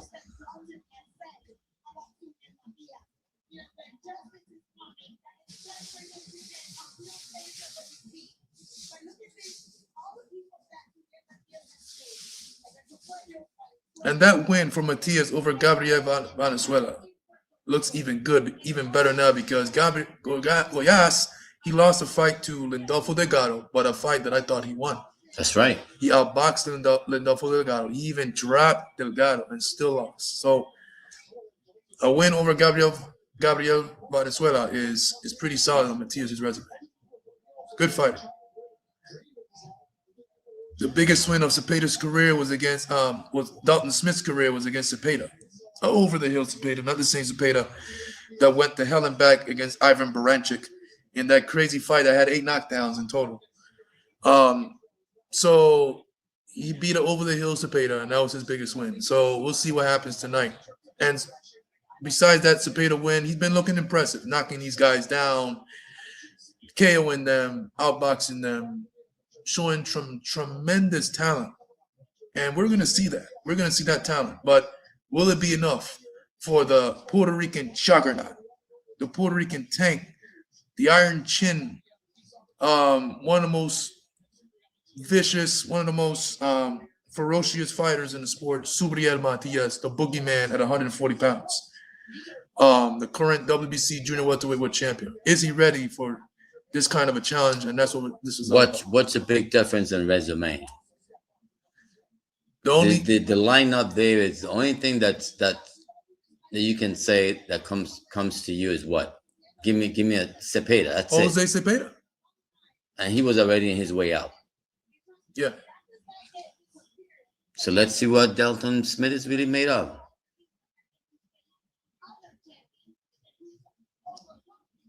Nah, that's not that. That's got to be earlier. Ain't no way Dalton Smith is tying his shoes and has no gloves on.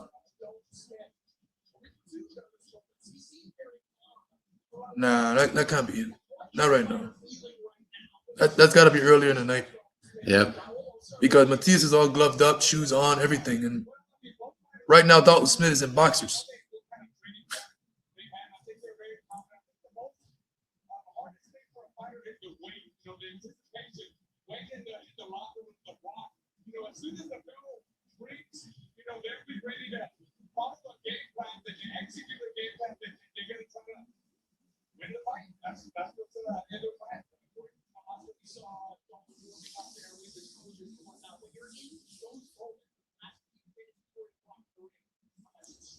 Oscar Valdez, part of the commentary team, one of the most exciting fighters in the sport today. Oh, Santiago in the locker room, man. He was supposed to fight tonight. Sucks for him, bum.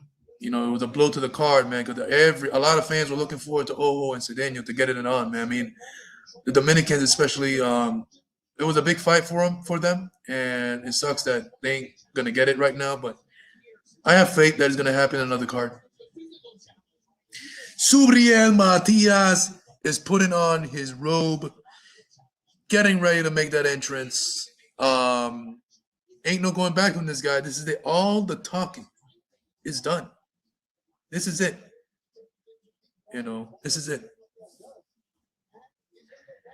This is for Subriel Matias to prove to. This is an opportunity for him to get a get back on Eddie Hearn, because when he lost to Paro, who That is his wife, right? who's an Eddie Hearn's fighter, yeah, you know, it was a win for Eddie Hearn because Paro beat him. So this is his chance to right that wrong and get that revenge over Eddie Hearn.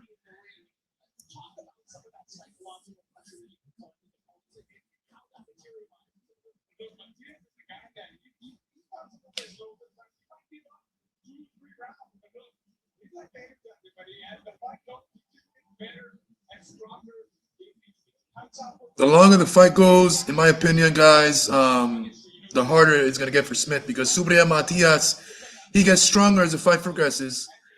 I mean, he takes a shot any round of the fight. Subriel has one of the best chins in the sport. I read an article of Subriel Matias, and they're comparing him to Marvin Marvelous Hagler in terms of chin, saying that his chin ranks up there with one of the all-time greats in Marvin Hagler. And you can't argue, you can't disagree, because Subriel walks through almost anything and gives in return, just like Hagler did. So he's up there with one of the best chins in the sport.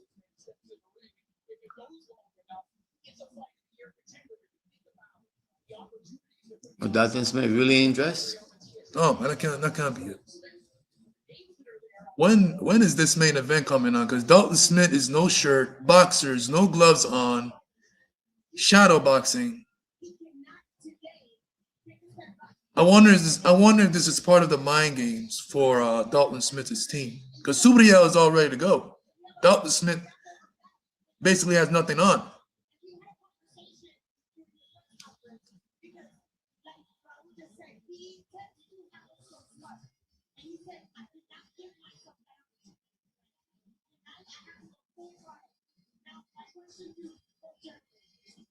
So he took the camera.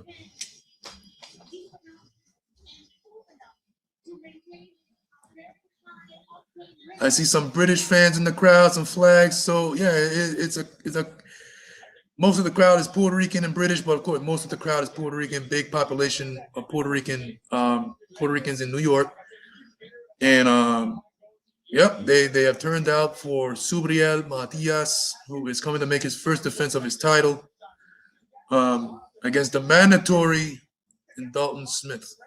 Undefeated, 18-0, 13 KOs. Subriel Matias, 23-2, 22 knockouts. KO streak broken by Puyo when he went decision for the first time and claimed a victory. First decision win for Subriel Matias.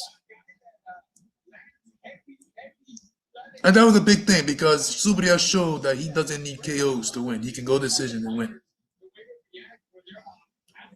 Subriel Matias has put on his hoodie. Dalton Smith is just boxers on. It's crazy. He's ready. Unless that's an old taping. That's earlier in the locker room. Dalton Smith has to be gloved up and ready to go.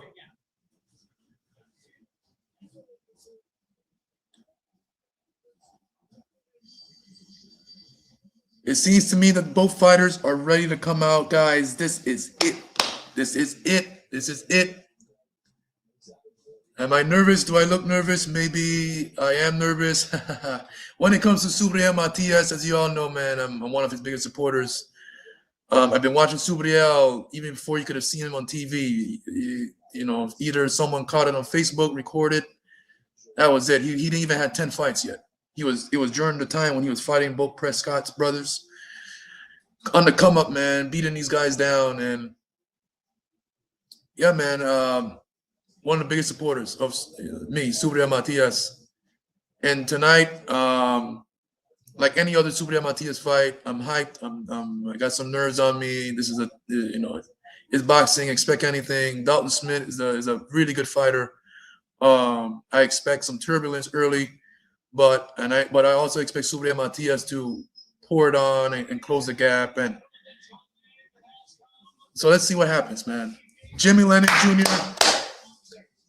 is about to announce the fighters on their way to the ring. This is it. Main event time. Dalton Smith is making his way down to the ring, guys.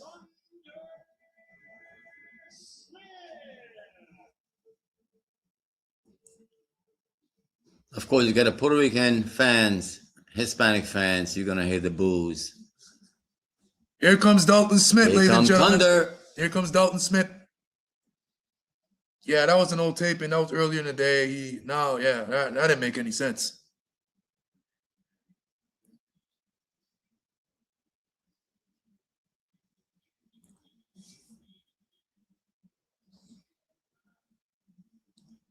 Let's see what Dalton Smith is made of. Can he handle the pressure?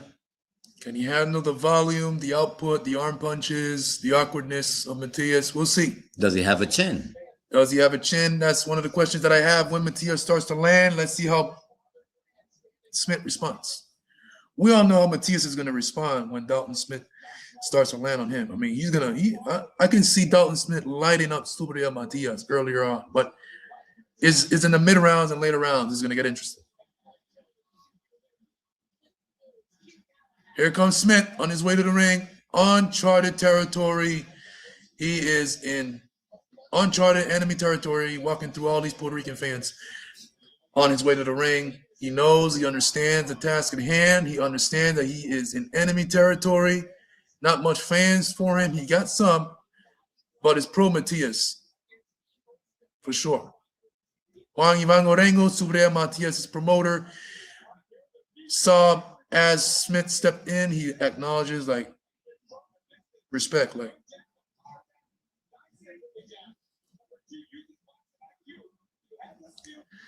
Keys to victory: set the pace and control the distance, uses boxing IQ, mix it up, box and attack.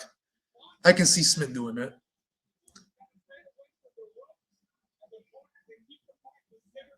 Main event, guys. If you're tuning in, main event. If you've been on this live all throughout the night, 3 hours plus.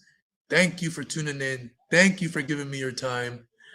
And I'm hoping you guys are enjoying the stream. Here comes Subriel Matias on his way to the ring with his kids, his family, and his team. And I mean, this is going to be, like I said, this has to be one of, if not the most emotional fight of Subriel Matias' career.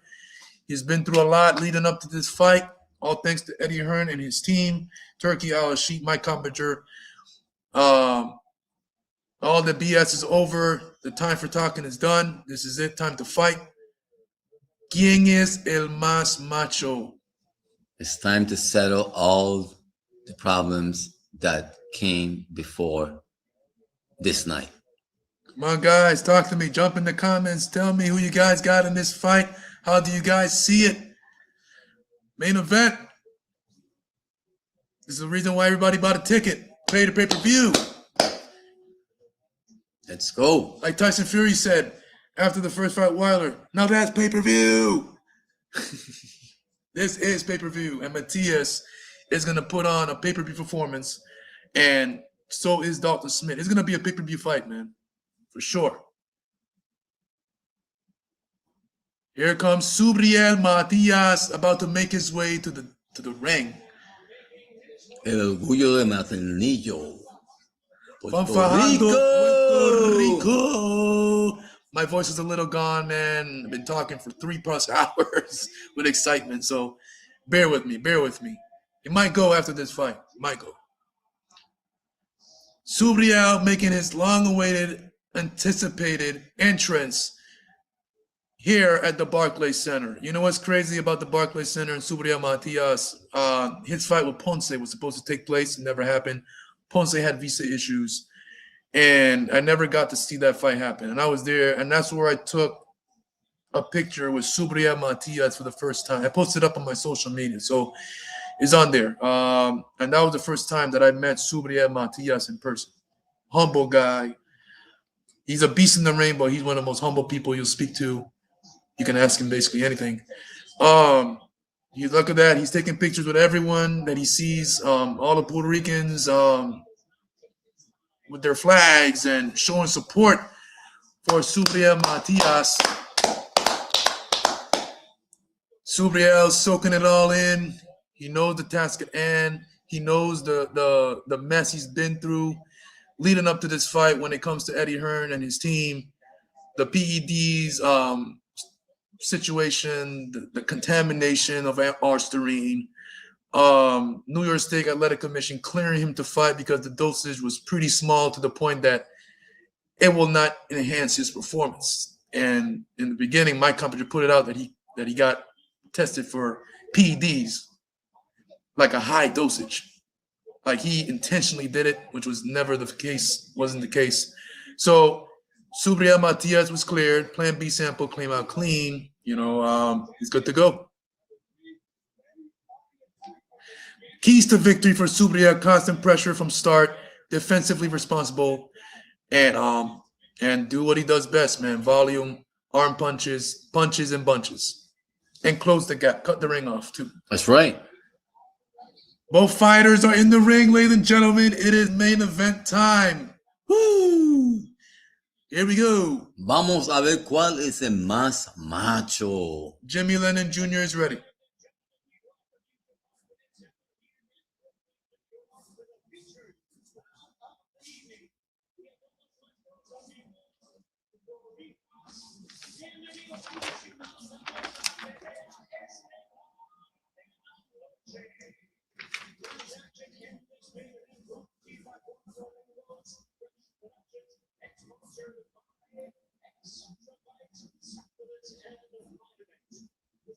Introduction, guys, is happening as we speak.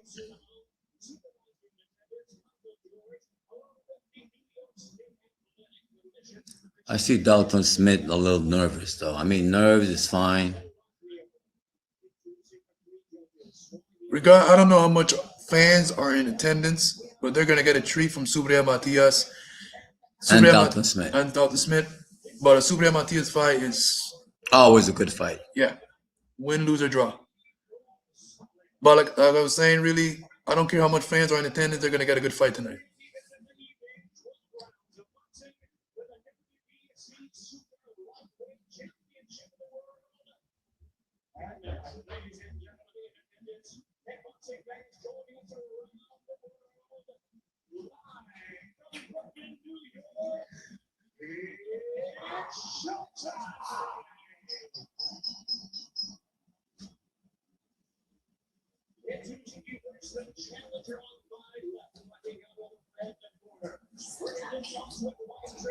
There's Dalton Smith. Dalton Smith, ladies and gentlemen, introduction. Eddie Hearn raising the big UK flag, 18-0, 13 KOs. From Sheffield, UK.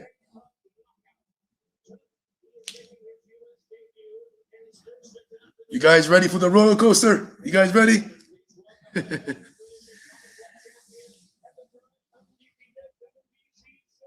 Buckle up for a ride, man. It's going to be one hell of a ride tonight. Good or bad. We'll see you.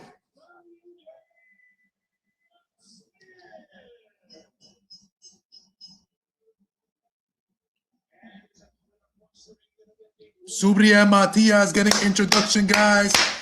Here we go. Fajardo, Puerto Rico.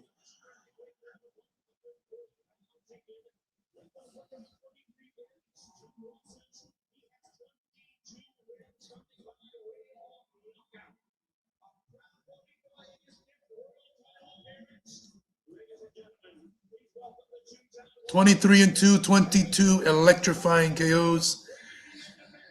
Almost 100% KO, guys. Looking to add 23rd KOs to his resume. Let's see if he can do it. Te mate el niño. Subriel Matias. This is it, guys. Pa encima, vamos pa encima, Matias. Let's go. Win, lose, or draw. Let's go.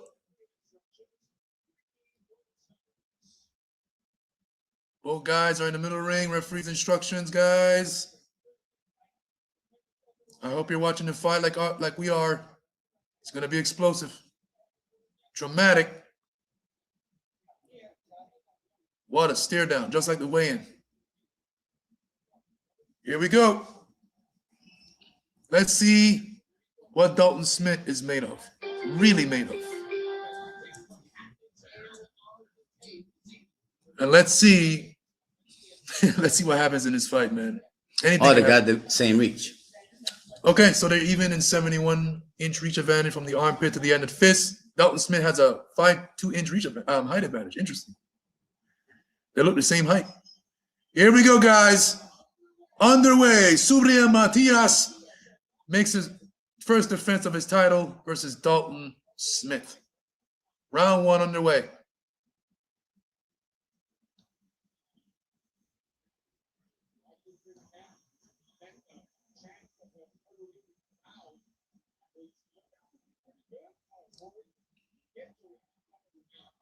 Subriel Matias keeping his hands up, big right hand by Smith.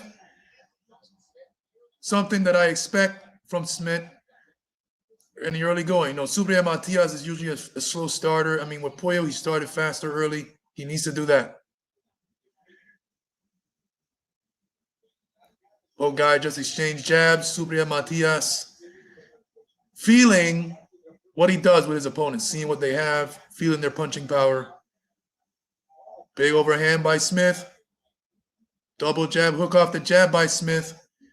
Subriel Matias hitting his gloves, feeling everything out, what he has. Tapping punches by Smith. A jab just snapped Smith's head back by Subriel Matias. Double jab by Subriel. Right uppercut by Smith. Miss. Overhand right by Smith. Kind of landed on the top of his head. Left hook by Smith. Subriel Matias coming forward like he normally does. Cutting off the ring. We got 12 rounds to work. So Subriel, We saw with Puyo. It was all gas, no brakes. Majority of the whole round, all the rounds.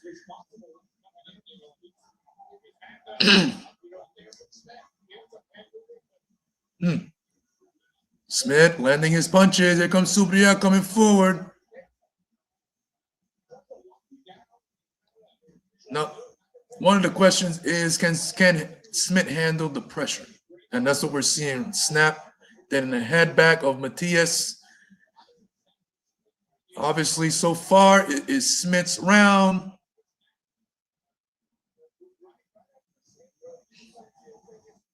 Counter right hand by Smith.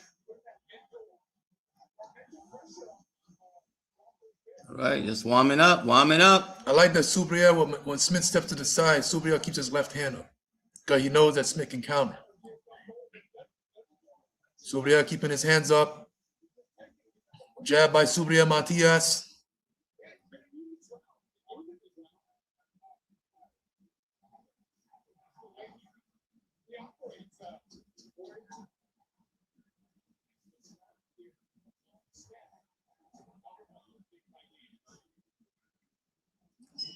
Subriel Matias felt what Dalton Smith have in the first round. So, with a feel out like he usually does. So a typical Subriel Matias round, he gives his opponent the first round, he feels them out, see what they got.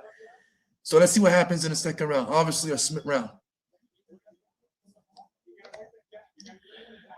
Jump in the comment section, guys. This is the main event. We're here, we're here, we're here.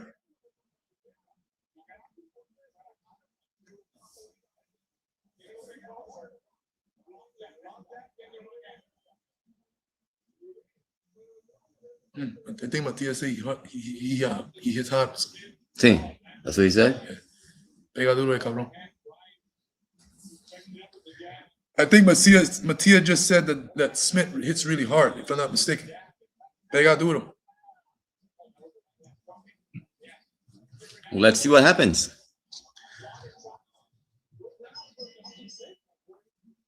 But the question is, does Smith hit harder than Ergashev? That he hits harder than Jukenbayev? Those are the questions. Because we've seen Matias take some hellacious shots. What are you holding? Why are you holding? Why is Smith holding so early? That's the plan.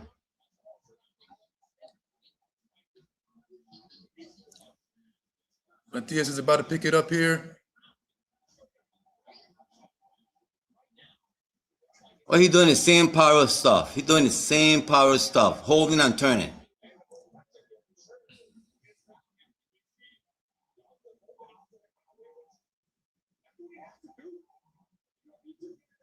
A jab, steps back Smith to the ropes.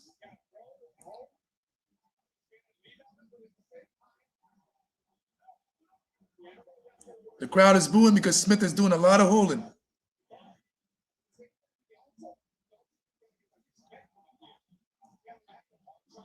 Here comes Matias with the output, trying to fight off the clinch.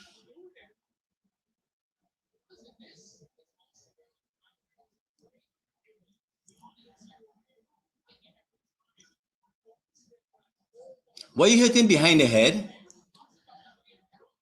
Smith is doing a lot of holding here.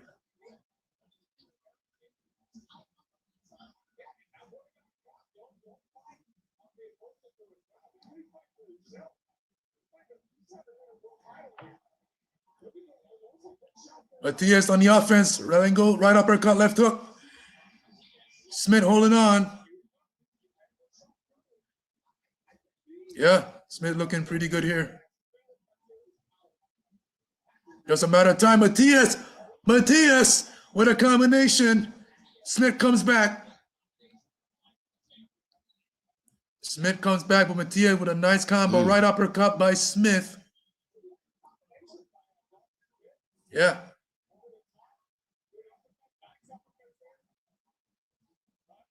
No steam or no shot by Smith unless he's not loading up.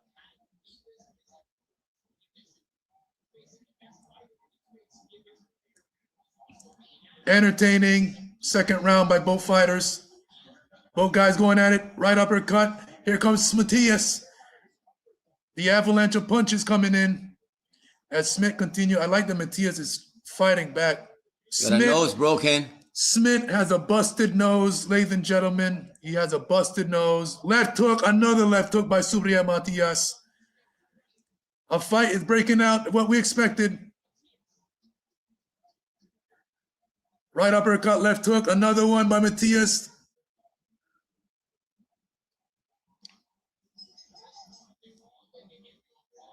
Woo! Action-packed round. Man, hard to score round. Hard to score. Both guys did excellent in that round. Hard to score. This is just the beginning. It's just the beginning. Subriel. We are going to light him up. Yeah. We are going to knock him out tonight. Subriel acknowledged that Dalton Smith does hit hard, so Subriel is letting his artillery go. He does not want to play with Smith. Nice combos by both men in that round. Subriel landing good, solid combinations. Smith as well. Very entertaining. Second round. Big right hand by Matias. Matias cranking those hooks downstairs and upstairs.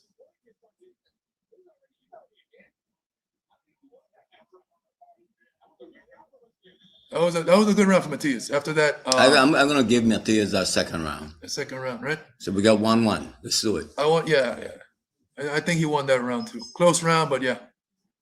Great busted nose call out. Yeah, thank you. Matias steps in with a jab. Matias whacking away to the body because Smith is holding too damn much.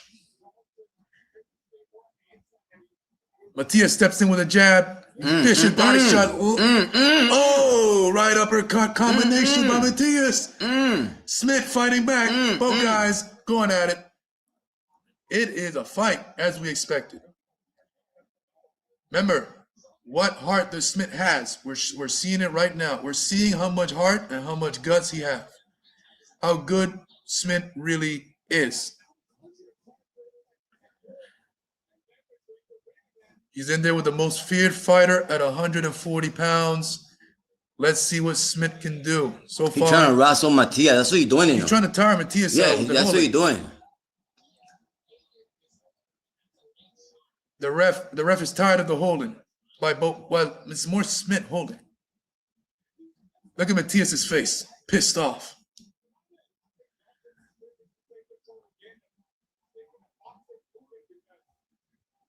Ooh, nice step in jab by Subriel Matias. Counter left hook by Matias. Smith holding on. He's hurt. I mean, he's got to be hurt. Why you hold? Subriel Matias lighting up Smith with some hooks on the inside, trying to fight out of the clinch. He's trying to use his body and his muscles to fight Matias, just like wrestling Matias. So Matias is fighting off the ropes. Hook, big hook, left hook by Smith. Both guys.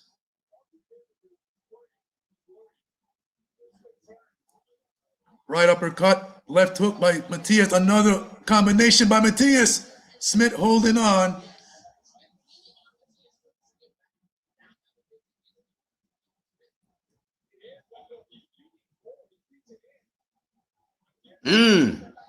Another whole clinch for Smith.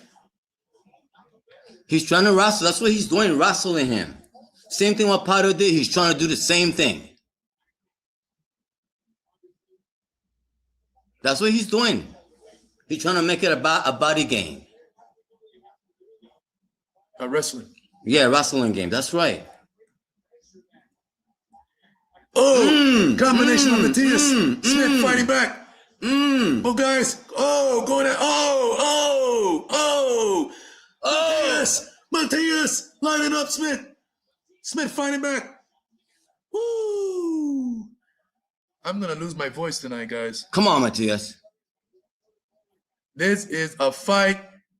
Big right hand by Matias. Left hook. Big right hand. Oh, yeah. What a fight. Oh, yeah. As anticipated.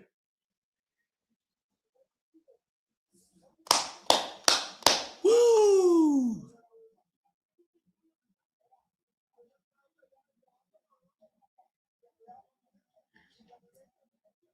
The trainer is telling Matias to jab more. He has been throwing jabs and he would land effectively. He's got to keep doing that. He can't just go in toe-to-toe just like that. He can do it if he gets Smith hurt. Big hook.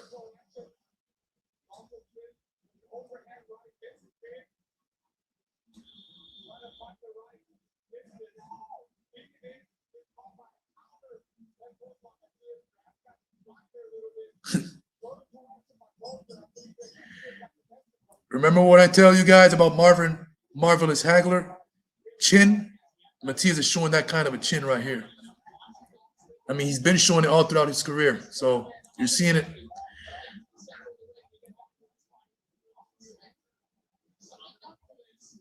Whoa, big swing and a miss for Smith. Almost went down on the canvas.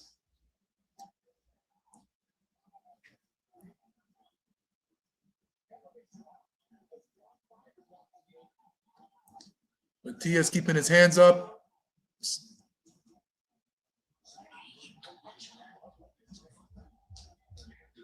Good job of Matias. That's right. Keep that jab going, Matias. Working out of the clinch.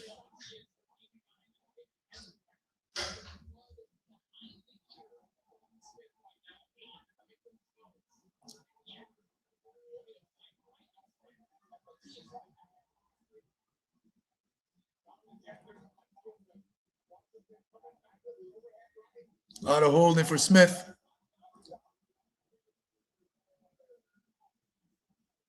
Good right hand by Matias. Good right hand by Matias.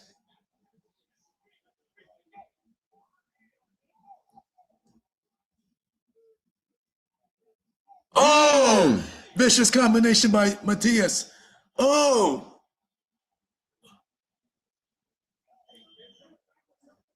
Smith is responding well, guys. It is a fight.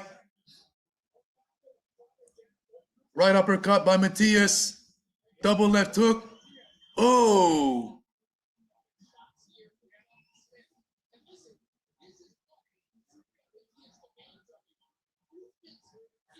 Both guys, Matias.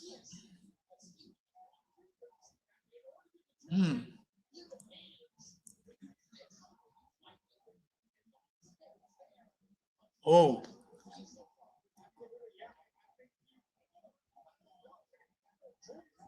Oh. Oh. Oh. Smith, Dalton Smith. Dalton Smith is showing chin as well. So we gained some answers from Smith as to what kind of chin he has. Oh, big hook by Smith. Combination by Matias. Right uppercut hooks. Action-packed fight. Action-packed fight.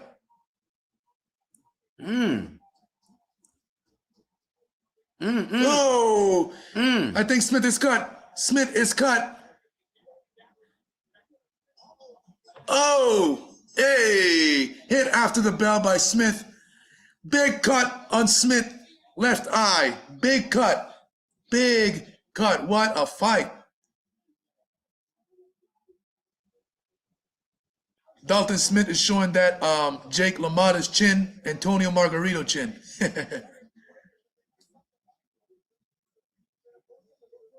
But this is Subriel Matias' fight. This is the kind of fights that Subriel Matias always involves. This is what we like. This is what we like.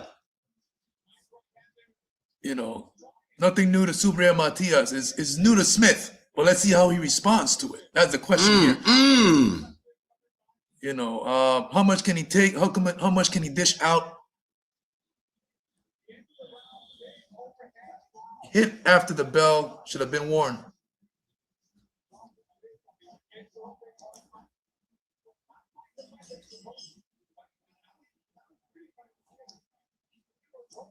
Round 5, guys. And like a lot of Matias' opponents, they look like they're in the early rounds, and they look like they're in the 10th round.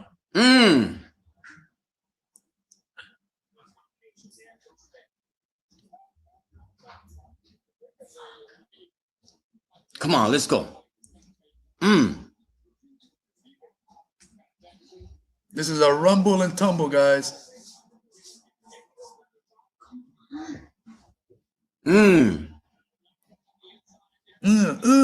Work out of the clinch, guys. Work out of. Oh.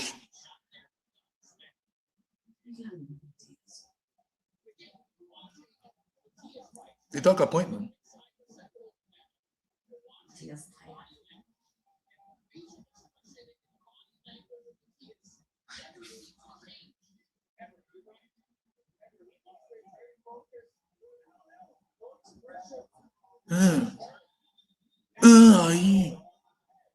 Wow, vicious combination by both men.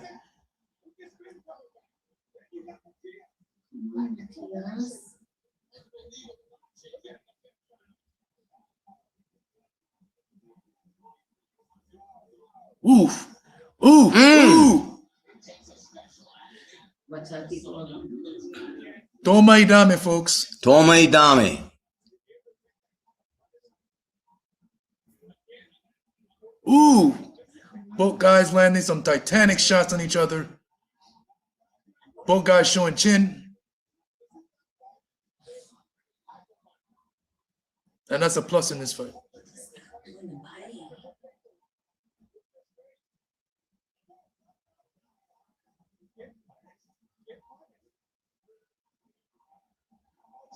Ooh. Good job. Good job. Oh. Oh!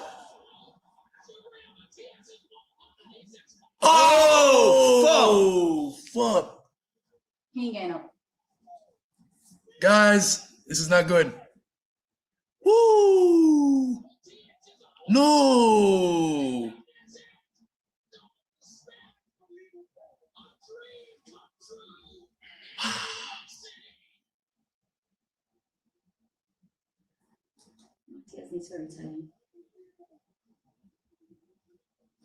Wow. Wow.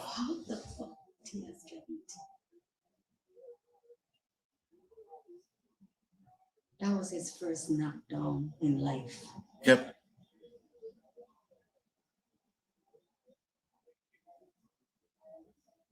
How the fuck happened? That was a bad stoppage. No. You were not. Subriel Matias, ladies and gentlemen, has been stopped. Yep. Call it what you will, questionable stoppage or not, it is what it is.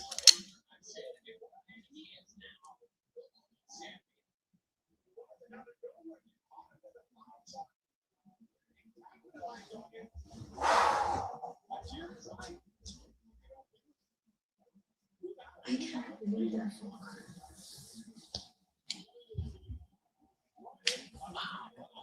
He had no power in him and he was tired. He was tired. Oh, gee. Wow. You finish it, right? It's not what it's saying. That's a bad stoppage. No, it wasn't.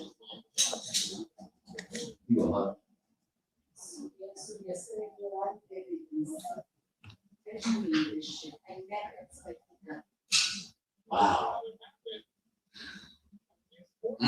Catching. Man.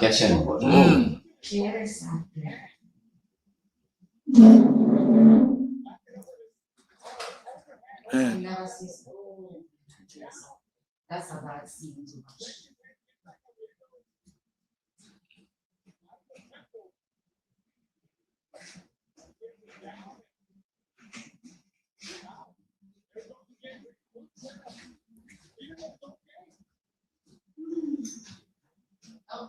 Wow. Not even positive from. Wow. Upset. Big upset. Big upset, ladies and gentlemen. Wow. Crazy. That's boxing for you guys. No. Subriel was not ready. This fight was nip and tuck all the way through. Smith showed a chin. And Matias got caught like any other fighter.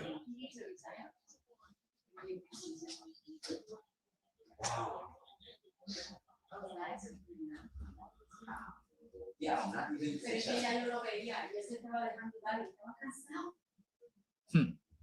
So many people are trained. Well, this is the worst thing I've seen. This was the worst.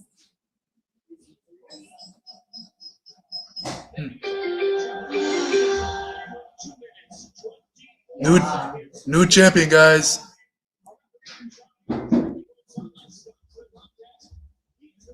Ay, Subriel, por favor, we don't even want to hear shit. Hey, look, I mean, that's about the boxer. No. Not what I like. No. Qué vergüenza. Qué vergüenza. Wow. Well, what a night of boxing. Thanks for tuning in. Appreciate you guys for tuning in for me. This won't be the last. And thanks for watching. Miracle Boy Boxing, guys. I'm your host, Jose Cruz. And I'll see you guys in my next video or live. Peace.